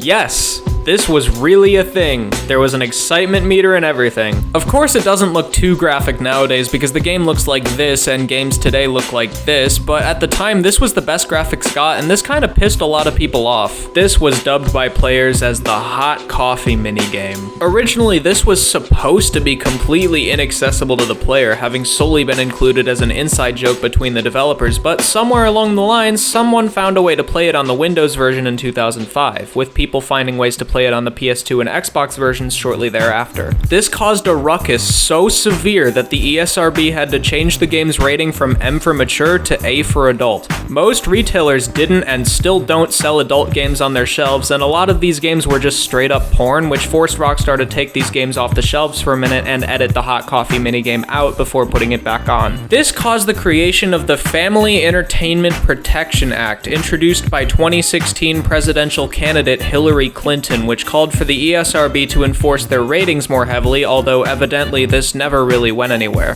To this day, you will never find a playable version of the hot coffee minigame in the vanilla version of San Andreas, though you can easily mod it in. Have all the low poly sex you desire. Anyways, there were other more typical controversies with San Andreas. Jack Thompson strikes again, people wonder if video games cause real world violence, the usual outrage that a Rockstar game perpetuates, but nothing in the history of the franchise is quite as infamous or honestly quite as funny as the hot coffee controversy. Once San Andreas was put back on the shelves following the controversy, people were able to play it again as usual, and evidently nothing has come along to the same effect since with either San Andreas or any other game in the franchise, although reportedly hot coffee in some form did somehow come back to haunt Rockstar many years later in Red Dead Redemption 2. Do I know how this happened? No. Am I interested? Yeah, a little. Tell me in the comments. Tell me in the comments how hot coffee came back 14 years later to haunt Rockstar from the grave. Anyways, with the infamous controversy out of the way, I want to now talk about how synonymous GTA San Andreas is with its influence, and not just how it's influenced other games to come after it, but how it was influenced in its creation and how that shines throughout what you play. Throughout many of Rockstar's games, very much including the ones I've already talked about in this video, you can tell a clear pop culture influence in just about all of them, especially Grand Theft Auto. I talked about how GTA 3 feels like it has its own quote-unquote inspirations, and Vice City at times feels like a straight-up interactive adaptation of Scarface, but what I find unique about San Andreas is that a lot of its influence comes from real life as opposed to film and media. It does still have these influences, of course, Boys in the Hood, Menace to Society, but a lot of this game's aura comes from taking inspiration from things that really happened, such as the LA riots, people that really existed. Ryder's a straight-up spoof of Eazy-E. Tenpenny is based on a real-life cop that was a key figure during the LAPD Rampart scandal in the late 90s. This game offers a surprisingly careful commentary on the crack epidemic, and it's really interesting. This game has its influences from film, of course, but it's not quite as prevalent as earlier or later entries in this franchise would be. I watched Boys in the Hood before I started replaying San Andreas, and while I can definitely see the inspiration that movie had on the game, it definitely feels like it took a backseat to other real things that were really happening at the time in the world. Now, of course, this game, apart from its own influences, has been a massive influence on pop culture itself in the 20 years since its release. I could just talk about the games that have taken from San Andreas, or better yet, honestly ripped it off, and I will touch on that slightly. The Saints Row series has this game to thank for its very existence, but if we're being honest with ourselves, the impact that this game has had on the internet even to this day is honestly just unbelievable. There are few games in existence that I've seen have a meme factor with such longevity. GTA San Andreas turns 20 this year, and you still can't count the amount of times you've heard this. Oh shit, here we go again.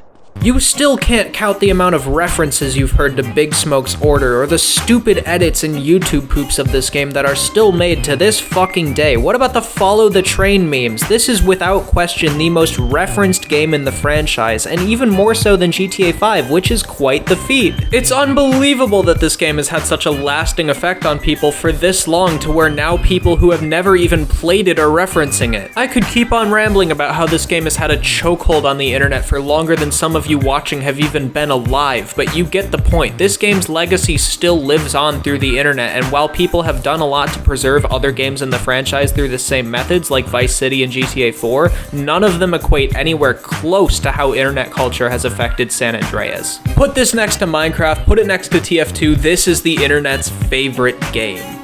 So let's talk about it.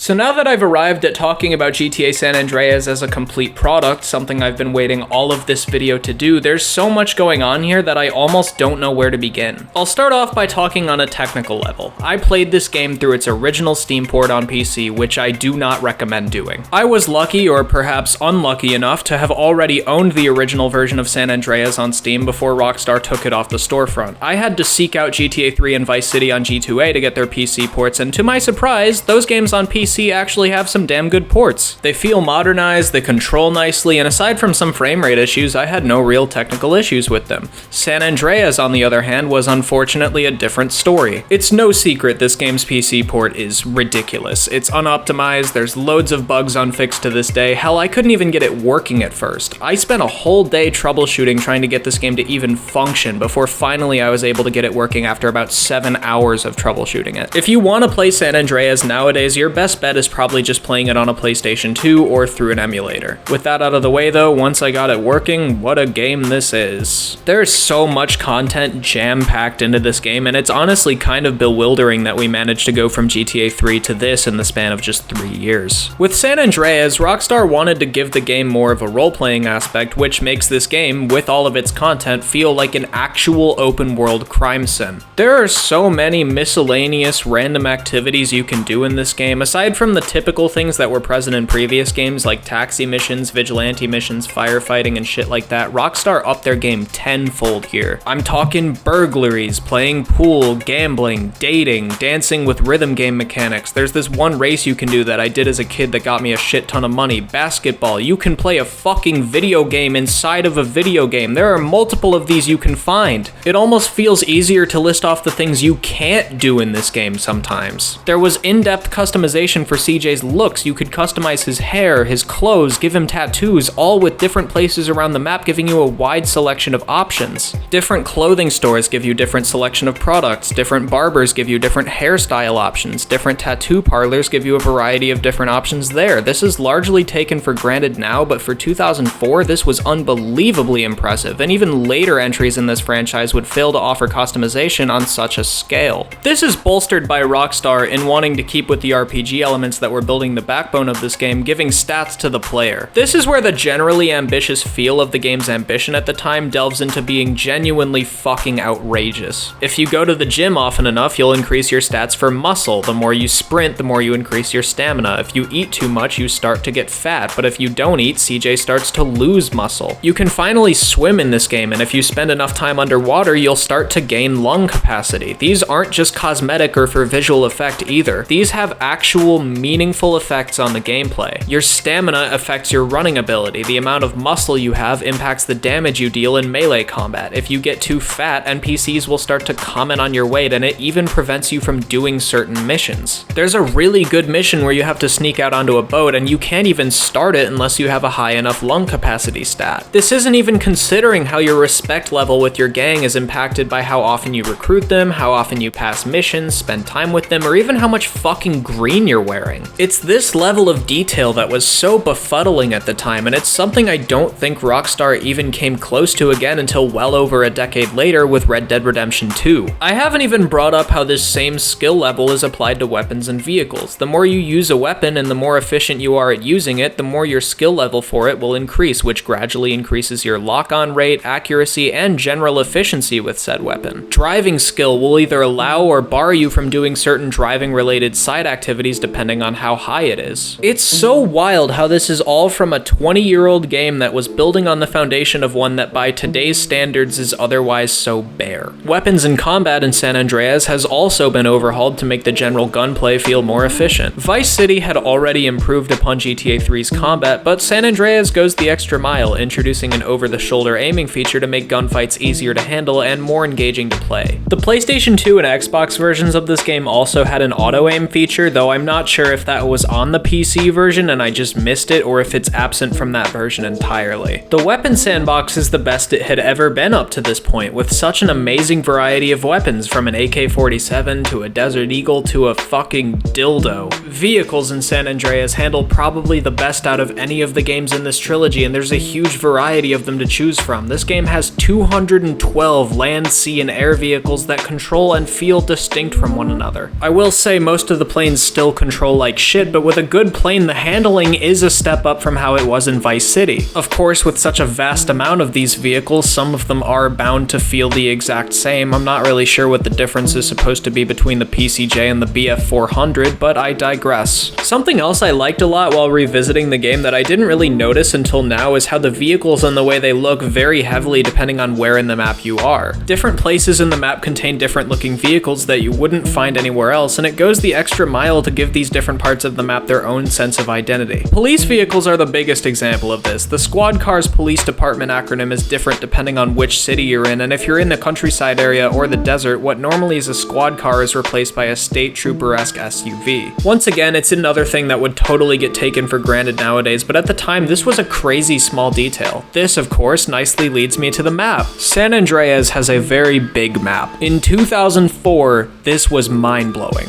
San Andreas continues the same model as GTA 3 and Vice City, of having a map that starts off in one area but gradually increases with more areas being revealed as you progress through the game. However, Rockstar really outdid themselves here. Unlike Liberty City and Vice City, San Andreas was not just some city based on a place in the US, but rather a whole state, and even now you really feel it. There are three major cities that make up the map of San Andreas, those being Los Santos, which is a spoof of Los Angeles, San Fierro, a spoof of San Francisco, and Las Venturas, which is a spoof of Las Vegas, as well as a countryside and desert to boot. All of these areas feel distinctly unique, and while this map's galactic size has become dated in the eyes of people nowadays, it still feels massive. Sure, GTA 5's map or Just Cause 3's map, they're technically bigger, but a lot of that size and a lot of that chunk is just dead and empty square kilometers. San Andreas makes excellent use of its map, and everywhere you go, nothing feels out of place. I can probably make my way around the entirety of San Andreas' version of Los Santos with my eyes closed. I've just played it that much, and it's just that iconic. Even when I'm driving around near Grove Street in GTA 5, I don't need a map to find where I need to go because I'm just that familiar with the general area, and Rockstar didn't really change it that much. When I'm driving around San Fierro and a lot of the uphill, downhill roads that come with that, it provides its own distinct feeling that's difficult to find somewhere else. Las Venturas is easily the most stylish of the three, with casinos and a strip that's admittedly not really accurate at all to the actual Vegas Strip, but it's still really cool to see. Of course, this wouldn't be complete without the desert and the countryside. The desert is nice, it's probably the most quaint place in the game, and there's tons of cool liminal space adjacent shit to explore in it. The countryside might honestly be my favorite part of the map because its atmosphere, especially at night, makes it so interesting to drive around. This is the part of the map where most people spread the Bigfoot rumor back in the day, and I could totally see this being exactly the type of place where Bigfoot or Leatherface would hang out. When I said this game makes perfect use of its map and scale, I wasn't kidding. All of these places feel like they belong there, and even the countryside and the desert, as quiet as they are, don't feel like dead weight on a big map. There are about 10 or 11 just completely random small towns in these areas, and just when I thought I had seen all of them, I kept discovering another. Grand Theft Auto 5, a game that returns to the location of Los Santos and has a bigger map, contains only about 3 or 4 of these, and it's kind of disappointing considering this game is almost a whole decade older. The property mechanic also returns in San Andreas, and although it's not necessarily as essential in this game as it was in Vice City, it's still interesting, and the different variety of places you can get is really cool. As far as I know, they at least mostly have their own unique interiors, which is really nice. Something I will say I wasn't quite as fond of with San Andreas Andreas gameplay is the Turf Wars minigame. I liked it a lot as a kid, but replaying this now, it just kind of feels like a nuisance. This is an element of gameplay that's briefly introduced in the first act of the story and then taken away but reintroduced in the final act of the game. It consists of CJ and whoever is with him taking over enemy gang territories around Los Santos or defending it. The thing that makes me not like this as much nowadays is the lack of gameplay variety that comes with it. The general gameplay loop of this is you have to go to an enemy territory, kill at least 3 of the gang members that own said territory, and then 3 different waves of them will come after you and you have to defend yourself to claim it as your own. This isn't an offensively bad mechanic, it's not even really that bad at all, I just got bored of doing it so much after a certain point, especially considering the fact that in order to access the final mission, you have to do this over and over and over again until you've racked up 20 territories that you're currently in control of.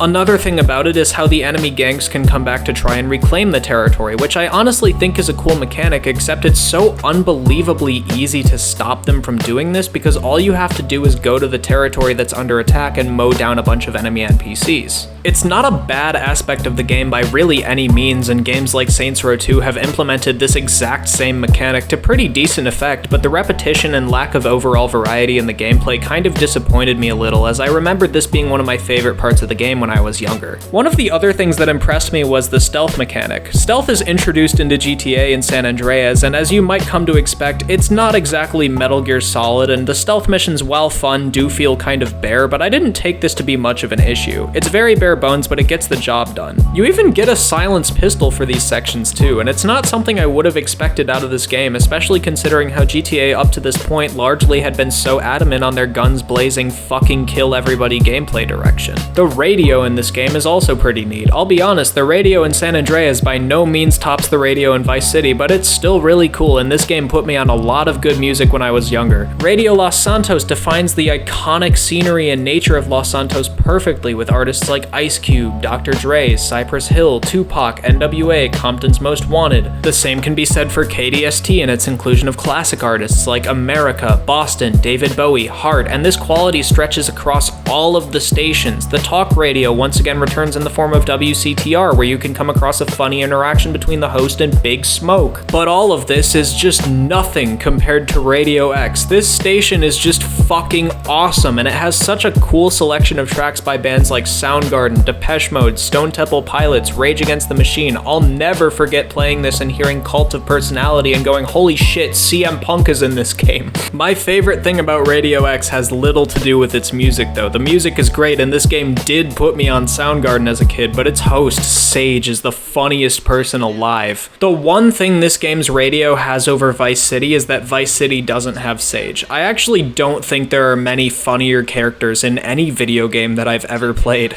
We don't listen to authority or old people or people who say they're experts because anybody over 25 is stupid. Culture is bad-mouthing your parents and smoking cigarettes. Sage, Radio X, alternative.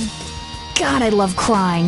I have so much pain, you couldn't possibly understand me unless you tried sleeping with me. Stupid phone has been flashing for hours. I guess I should answer it just in case my mom died or something. You know, that'd be so typical of her. She's so selfish. One of the cool things about these bands, I don't think any of them are on a major label. You can't even buy their records. You can only hear them here on this station. God, we're so alternative. Humor aside, another small detail I like about San Andreas Radio that ties into something I mentioned earlier is depending on where you are in the map, not only will the vehicles look different to appropriately suit the visual tone of where you are, but they will also be playing music that oftentimes exactly that, suitable to the tone of where you are. In Los Santos, more often than not, you'll find cars that are listening to either Radio Los Santos or Playback FM. If you jack a car in the countryside, there's a good chance the music playing is K-Rose, the game's country station. Las Venturas sure seems to love their classic rock because almost every time I took a car over there, KDST was almost always the default station. It's these small details that make this game so appealing and so impressive even now. San Andreas has so much content that it feels like I keep forgetting things. Keeping track of everything I played through has been difficult because I have honestly just experienced such a ridiculous amount of things in this game that it feels like every time I go into one aspect of what this game offers, I'm forgetting or neglecting to talk about another. It's wild just how much shit is in this game, and I'm glad to say I still stand pleasantly surprised by it all. But one thing I was even more interested to find out going into this was how all of these gameplay aspects would hold up with the story. Grand Theft Auto San Andreas tells a story that's very differently told to that of GTA 3 and Vice City. The way the characters are written is more intimate, the setting in the world is grander, and the overall feel is very unique to this game's elders. San Andreas takes place in 1992, and it begins with a cutscene of the protagonist, Carl Johnson, or CJ, at an airport going home to Los Santos after 5 years to bury his recently murdered mother. When CJ gets out of the airport, his taxi is stopped by two police officers, Officer Eddie Pulaski and Frank Tenpenny. Tenpenny is voiced by Samuel L. Jackson, and he's easily the best antagonist in this franchise. Everything he says is so condescending, he has such a looming dickhead aura every time he's on screen, and he's so good at just being hateable. After being dumped out of a police car, the iconic shot happens, and then we're put in front of a bike. Giving the player control of gameplay for the first time in the game, you get on this bike and you go back to Grove Street, your home block, to go into your house, which will trigger a cutscene. In this cutscene, we're introduced to Big Smoke, a primary character in this game with surprisingly little overall screen time. This cutscene is a precursor to the first legit mission in this game, where you and Smoke have to drive to the cemetery, and it's here that you meet the rest of the main Grove Street family. When talking about CJ as a protagonist, he's definitely one of the more dimensional characters this franchise has, attributed mostly to how long this story goes on. He's not necessarily my favorite protagonist in the series, I think that's Nico from GTA 4, but he's definitely one of the more compelling characters that GTA has, and he's one of the better Rockstar protagonists, no doubt. Anyways, the characters you meet in this scene include your brother Sweet, your sister Kendall, and your friend Ryder. It's very clear early on from this cutscene that the gang resents CJ for leaving Los Santos for Liberty City and only coming back now that his mother is dead. He'll have to earn the respect of the gang back progressively, and that does happen with a respect stat being increased gradually the more story missions you complete. The most apparent example of these is definitely Ryder, who to the end is just naturally an asshole. The first act consists largely of shit just like this. The first hour or two of San Andreas' story is more or less a tutorial, and this is where it becomes clear that the game is paced wildly differently than the other games, which I feel gradually becomes more of a con than it is a pro,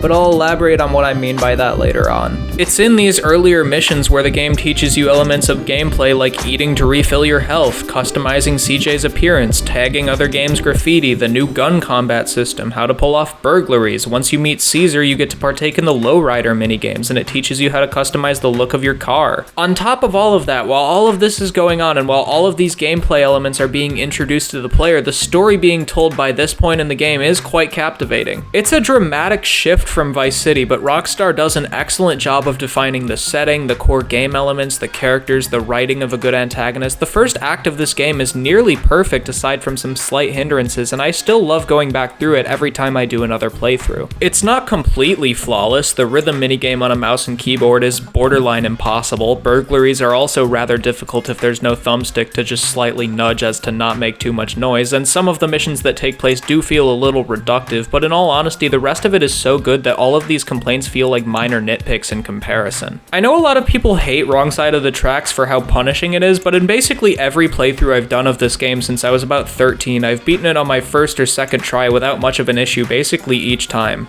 Just get good, I guess. The missions in Los Santos continue to ramp up their intensity as they continue as well, particularly towards the end of that portion of the game. At the start of the game, you're just doing drive-bys and killing some rival gangs, and like an hour later, you're sneaking into a famous rapper's mansion, stealthing your way through his guards and stealing his rhyme book, all for your friend OG Loke, an absolutely terrible up-and-coming rapper who's also a blowhard gangster. Hey, it's OG Loke, homie, and I'ma kick a little something like this. Hey, yo, when I come through up in the place, you don't want me to come with a gun in your face. I spit it hotter than anybody in the world could do. That it's shit like sucks. Damn. Few missions after that, you and Big Smoke are shooting your way through Russian mobsters and engaging in a high-speed chase across Los Santos. This all leads to the penultimate mission of the first act of the game, where the entire main Grove Street gang engages in a shootout with the SWAT force in a motel and then gets in yet another high-speed chase. This is barely scratching the surface of how fucking goofy this game's story can get, too. At the end of the first act of this story comes the mission titled The Green Saber. This title is also the name of the car that was used in the drive-by that that killed CJ's mom, and this is where the story begins to take a turn. This mission starts with a cutscene that sees Sweet getting NPC Grove family members ready for a giant shootout with the Ballast, but once CJ leaves the house, he receives a phone call from Caesar asking him to go across town to check something out. It's here that it's revealed via the visual connection of the Green Saber that Ryder and Big Smoke were working with Tenpenny and the Ballast, and they have a connection to CJ's mother's murder. After this, CJ realizes Sweet has basically run into a death trap and tries to save him, but Sweet is arrested and CJ is exiled to the countryside, ending the Los Santos portion of the story for now. After waking up and having been dumped into the Badlands, CJ is left in an area that's largely unfamiliar both to him and likely by this point in the game to the player as well. You do a mission for Tenpenny where you have to kill a witness who's looking to testify against him and Pulaski, and once that's over, you get a call from Caesar telling you to meet his cousin. This cousin turns out to be Catalina.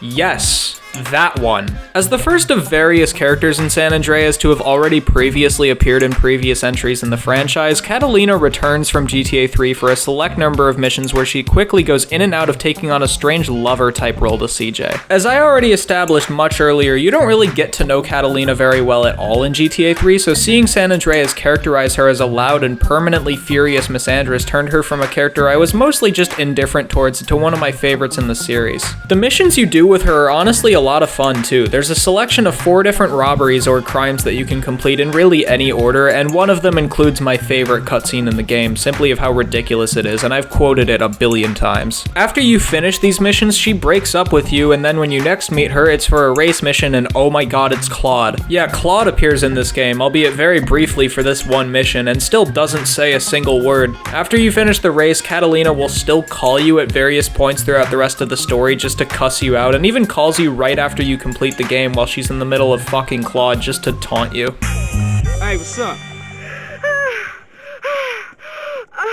Hello? Yes, Claude! Faster, harder, deeper!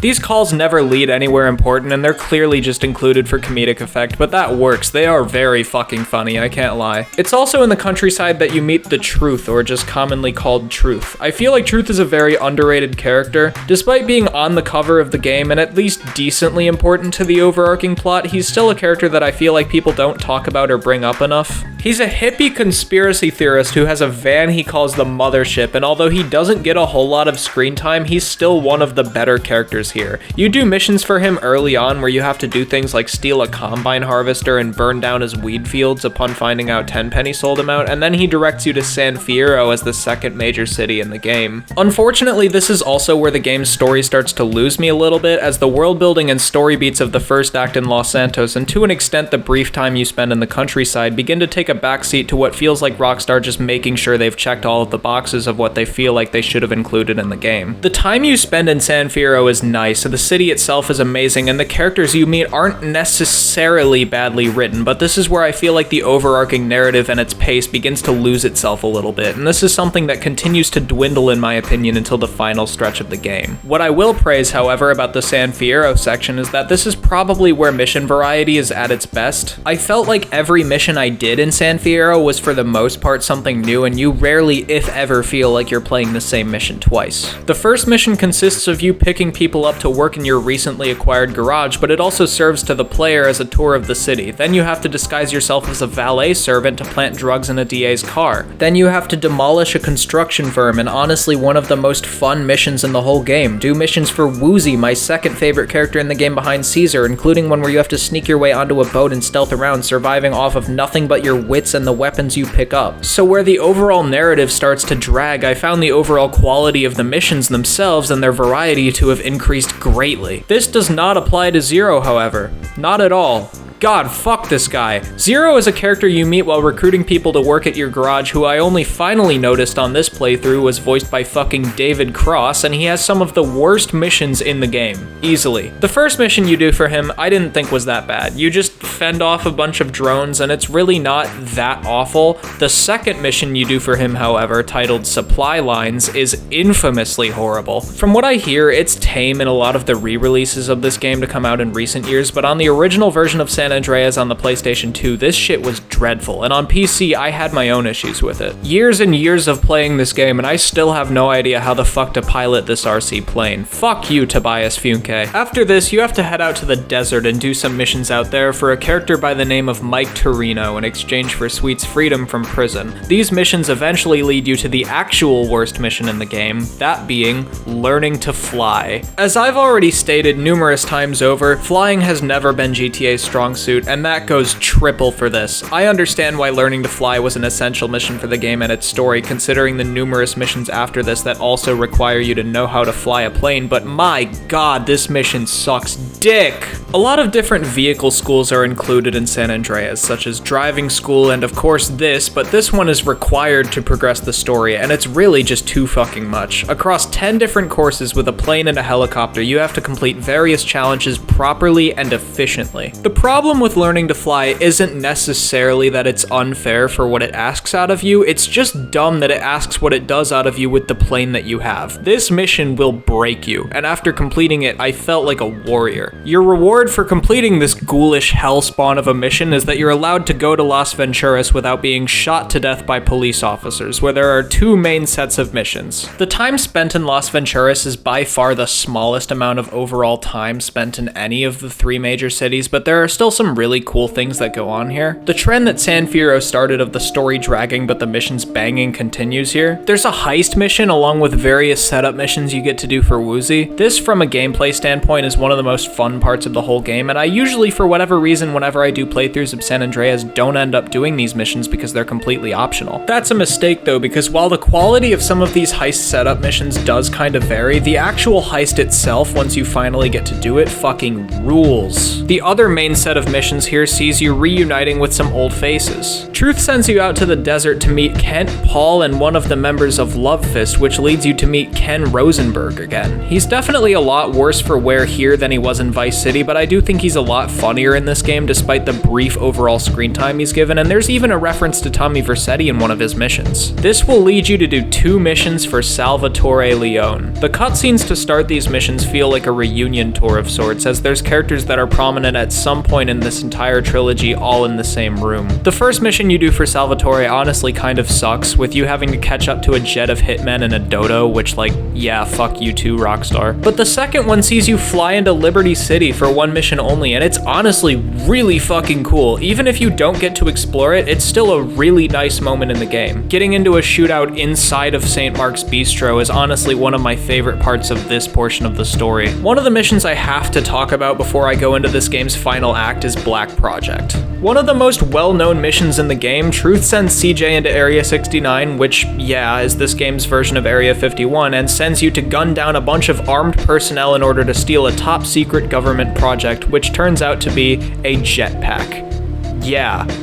A jetpack. Whenever people say this is one of the more realistic GTA games, I direct them to the mission where a 2-bit gangster kills a bunch of military-grade guards and steals a jetpack he doesn't know how to use. No, okay, but in all seriousness, this mission kicks ass. It's a whole lot of fun, and the jetpack actually controls surprisingly nicely. After some more business in Las Venturas, CJ returns to Los Santos and reunites with Sweet, embarking on the story's final act. This is where the quality of the story begins slowly to pick up again, but it still doesn't really reach the same heights as the first act did. After killing Pulaski and taking Mad Dog's mansion as a property, CJ and Sweet have to reassemble the Grove and find Big Smoke, who has for whatever reason been completely narratively absent ever since the twist at the end of the first act. By this point, you've already killed Ryder too, and his betrayal in and of itself is never really explained. There's a narrative problem here that the game doesn't really bother to fix. Once you get back to Los Santos, the game just kind of acts like you only spent a small amount of time away, when in all reality, the majority of this game's complete story takes place elsewhere, and there lies a huge problem with this game's pacing. Anyways, after doing some more missions, most of which are just reintroducing the Gang Wars minigame, you finally arrive at the final mission where you have to break through Big Smoke's crack fortress, kill all of the guards, and then kill him in this grand final boss fight, then escape, then chase Tenpenny until he crashes and climactically dies.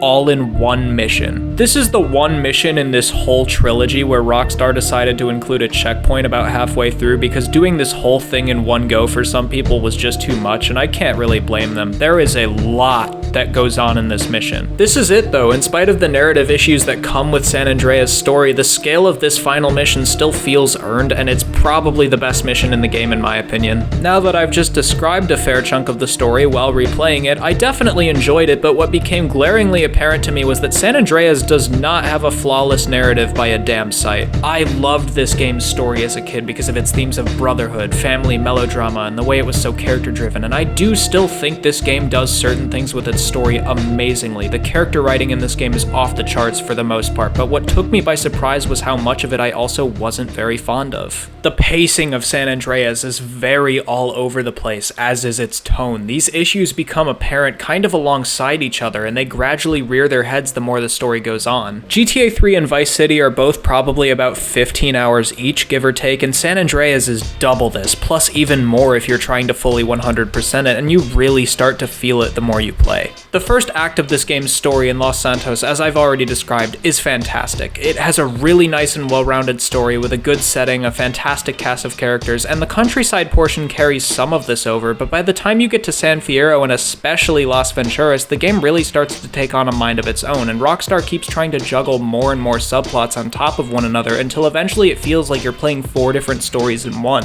You don't even get access to ammunition until you're about 3 or 4 hours into the game. I feel like this story's pace has warped from how I viewed it as a kid. Like when I was younger, probably just because I sucked, I thought getting to San Fierro was pretty late into the game, but when I replayed it here, I got there maybe about 3 days into my playthrough. This game is paced weirdly, and it gets worse the more it continues. A huge caveat of this is that it feels like as the story progresses, characters that were initially huge points of interest in the narrative just start to feel forgotten about. Big Smoke is probably the best example of this. For a character with such iconic status and well-known aura, he's hardly even in the game. He is quite present during the first act and then sporadically makes radio appearances afterwards, but in the flesh, he's there for a bit and then the twist is revealed and he doesn't appear again until the very end of the game when you have to kill him. It's a little bit like how Voss is by far the biggest moving part in Far Cry 3 despite only having under 15 minutes of actual screen time. What is it with this franchise and having underwhelming antagonists? Tonal consistency is also something this story kind of neglects. This game goes for one thing 1 minute and a completely different thing the next, and it's really jarring when you take into consideration the fact that at the beginning of the game you're on a bike trying to make your way back to your home block, and by the end you're in a fighter jet engaging in dogfights with trained military pilots and killing them with ease. It's not something I had a huge problem with necessarily, but it does hamper the story a little bit when it doesn't seem very sure of how seriously it's trying to take itself. San Andreas has a strong story, particularly in terms of writing the characters it actually wants to develop, but there are a lot of issues with pacing and tone that hold it back that I didn't really pick up on until this playthrough, and these issues stop me from ranking it among the likes of some of the stronger main stories in this franchise like GTA 4 or even Vice City. As by far the most narrative-heavy game in this trilogy, I had a lot of fun going back through San Andreas again. I really did, but there were some issues with it that kept me from really enjoying it to the fullest of my ability.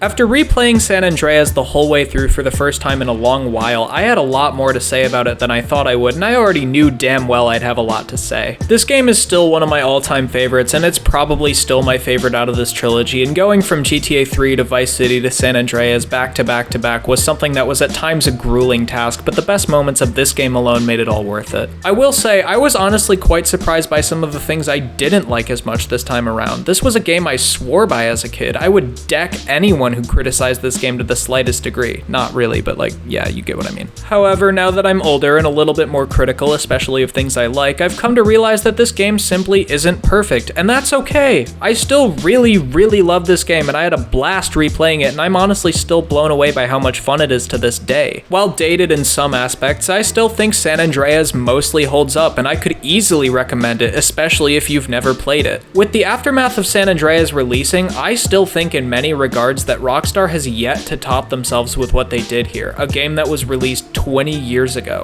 I guess we'll have to wait and see where they go with GTA 6 though. This was a lot of fun to replay. After GTA San Andreas took the world by storm when it released in 2004, Rockstar wanted to double their efforts when put to the task with the next GTA game, as well as developing other IPs of theirs such as Bully. As a result, mainline entries in the Grand Theft Auto franchise would be absent for the next few years. This, however, didn't mean that some offshoots weren't in order. At the end of 2004, the PlayStation Portable, better known as the PSP, was released in Japan and experienced Western releases a short while later in early 2005. Rockstar wanted to see what they could do by putting some games on it, which resulted in 2 spin-off games to entries in the GTA Trilogy. The first of these games was Grand Theft Auto Liberty City Stories, released on October 24th, 2005 for the PSP, with a port to the PlayStation 2 being released months later in June of 2006. This game was a prequel to Grand Theft Auto 3, set about 3 years before the events of that game's main story in 1998. In Liberty City Stories, you get to play as Tony Cipriani and find out more about him as a character that wasn't quite revealed in GTA 3 with his brief screen time. Unfortunately though, unlike GTA 3, Michael Madsen doesn't come back to voice him in this game after he and Rockstar had a dispute following his voice acting in Driver 3. Instead, Tony in this game is voiced by Danny Mastrogiorgio.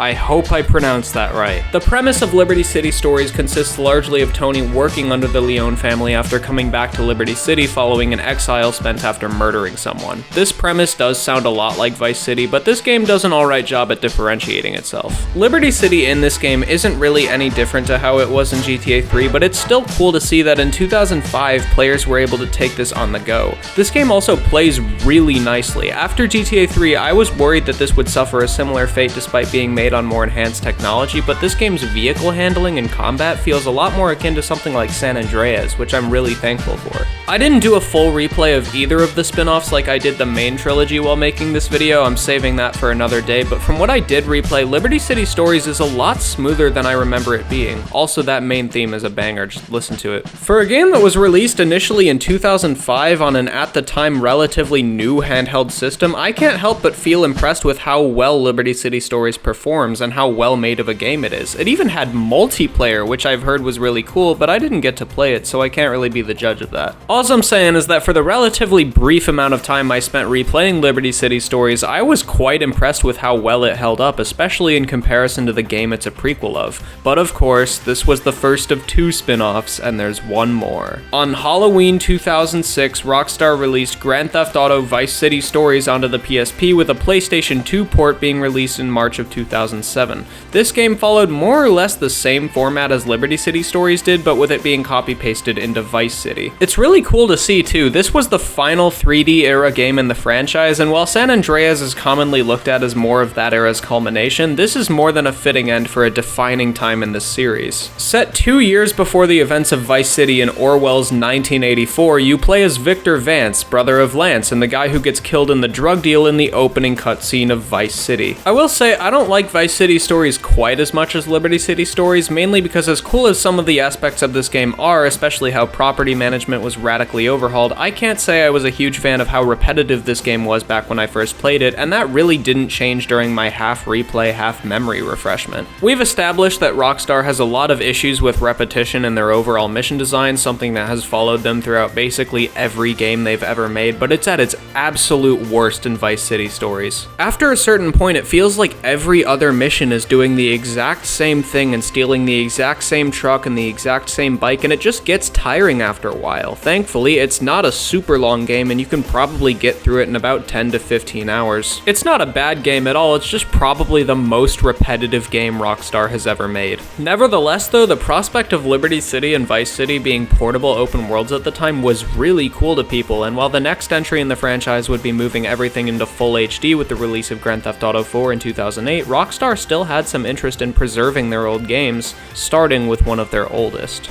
This trilogy is synonymous with re-releases and remasters that vary from pretty good to vile creation. In the earlier years of this time, Rockstar wasn't necessarily sure what to do with these games or how to preserve them, although their player base was kind of doing this enough by themselves. This, however, would all start to change by the early 2010s. The mobile gaming market has always been looked down upon by pretty much everyone, and for the most part that disdain is warranted. unwarranted. The amount of time waster, microtransaction, gigabyte hogging messes of spyware ass you'll find on the App Store or Google Play Store is honestly overwhelming. However, in the late 2000s and early 2010s, a lot of developers started to port their old games onto mobile devices. Sega dumped Sonic on the App Store, EA did Dead Space, Lucasfilm did this really weird mobile version of Star Wars The Force Unleashed that I remember playing as a kid, and in 2011, for the game's 10th anniversary, Rockstar released Grand Theft Auto 3 on mobile. This was the beginning of Rockstar's various attempts to remaster or re-release games in this trilogy, and it was somewhat of a bad omen for them, seeing as the mobile port of GTA 3 was surprisingly well received. I went back and actually reinstalled GTA 3 on my phone to play the mobile version, seeing as it had been years since I'd done that, and hear me out, this is probably the best version of GTA 3 that exists. Sure, you can easily tell this game wasn't made with touch controls in mind, and this version still neglects to add features that would have helped with its modernization, like checkpoints or a proper navigation system, and it can't really do much to fix some of my fundamental issues with this game, but this version improves the game graphically and texturally,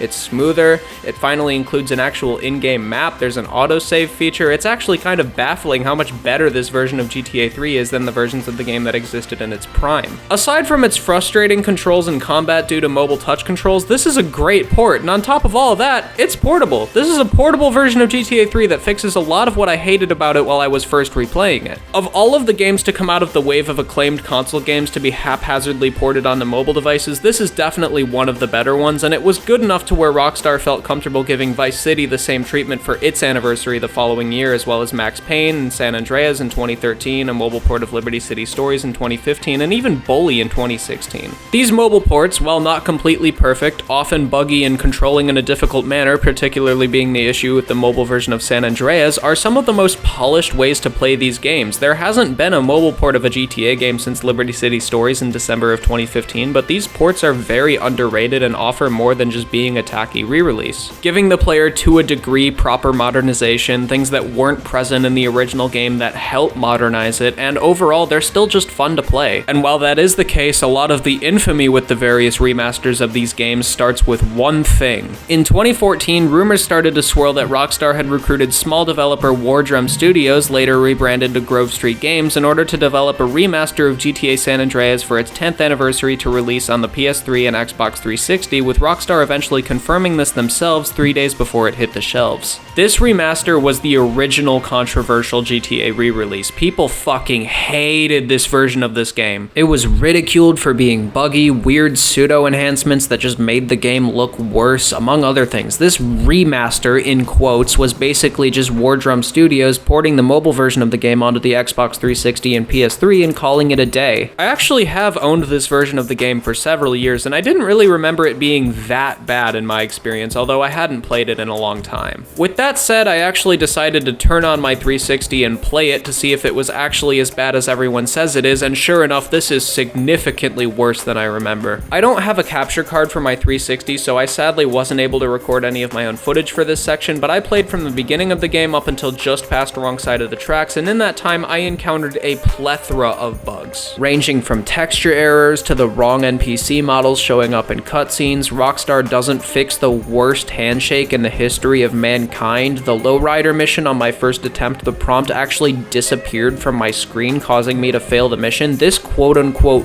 remaster sucks, and now I totally get why people have shat on it for so many years. This isn't even accounting for the other 25 plus hours I didn't get through. It's not the actual worst remaster of a game I've ever played, and it does implement some much appreciated features such as an occasionally reliable checkpoint system and autosave feature. These features, however, are not enough to save this remaster, and the bad far outweighs the good. Of course, though, nowadays, not even that is the remaster of these games that people are talking about. On October 8th, 2021, Rockstar announced that they would be remastering the classic 3D Grand Theft Auto trilogy into one package under the title of Grand Theft Auto The Trilogy Definitive Edition. While the fanfare wasn't as huge as one might expect it to be, people were still pretty excited for this throughout the relatively short hype cycle the collection had. I remember when this got announced, and I wasn't really sure what it was going to look like, but a remaster of these three classic games sounded promising. And then And then, with the announcement of this collection also came the subsequent announcement that Rockstar was pulling the original versions of these games off of storefronts, meaning that the original versions of GTA 3, Vice City, and San Andreas could only be bought through third-party sellers. This understandably upset people a little bit, but by this point people were still mostly tame about it. Then it became apparent that Grove Street Games, the same developer that made the San Andreas remaster, would be behind these, and then people started to get worried. After this, the collection released on November 11th, 2021, and oh my fucking doctor. I can't even describe the outrage that was unleashed onto the internet when this abomination of a collection was released. There was a lot to be upset about. The weird art style made all of the characters look like they were part of a DreamWorks movie. The rain in GTA 3's remaster looked like a fucking Snapchat filter. The glitches that originated from the first San Andreas remaster years earlier had multiplied by what seemed like 8 tons. This looked awful, and as a result, I didn't buy it. I managed to avoid playing the collection that seemed to step on some childhood favorites until this very video, and now I had to play them. I knew what I was getting myself into before I started playing these, and I still left disappointed. The reason I was disappointed with them had less to do with what was or wasn't offered, but rather both of these things simultaneously. As abominably atrocious as the definitive remasters are, there are some unironically nice things here that help modernize these titles. Checkpoints are here, navigation, a weapon wheel, gameplay is a little bit smoother. This isn't all bad, but once again, tragically, the promise of this game's highs are overshadowed by its overwhelming lows. The majority of my issues come down to fundamental issues with the way it's designed. The environments look nice, but the character models wouldn't look out of place in Shrek. The art style of these original games is lost in the jumble of trying to make it look pretty, and it just doesn't work. Gunplay and combat has shown very little improvement overall from a game that could have improved it a lot. The UI is so lazily unpolished. This remaster's problems are largely things that just can't be fixed because they're integral parts to the experience. And that's really just the saddest part. Now that I've fully sat down and played these games again, I evidently had way more to say about them than I thought I would. You know, I can't really blame myself. These games played huge parts in my appreciation for games growing up, and revisiting them was mostly a lot of fun. This phrase I feel gets overused, but it really did feel like visiting an old friend, especially when I got to San Andreas. With Grand Theft Auto having become such a powerhouse of a franchise over the course of its existence, and the anticipation for GTA 6 being unlike anything the entertainment industry has ever seen, I felt compelled to replay these. It had been a while since I'd played any of them in any real detail, and while I did have my issues with these games, I never really felt like I was wasting my time trying to play them. I don't really think that's a nostalgia thing either. This franchise has a legacy for a reason, and the backbone of its legacy is this trilogy. No matter how many shitty re-releases or poorly aged gameplay aspects grace these games, they're still revered by people for being great games. I understand that I have a unique case of these games being part of my childhood years after their original popularity, but I know I'm not the only one who fits into that category, and I'm definitely not the only one who tried to hide GTA from my parents as a kid because it was the one thing that was just too much. I guess where I'm going with this outro sequence is that these games meant a lot to me growing up, and revisiting them caused me to reinvigorate that appreciation I had for them as a kid, but with fresh eyes I was able to pick out things I didn't necessarily have the vocabulary to talk about at the time. And that to me was extremely powerful. People say nostalgia is a hell of a drug, and they're most certainly right, but while I do think some of the things that people love about these games come down to nostalgia, I can't say that for very much of it, and I'm doubly sure of that now. Thanks for watching.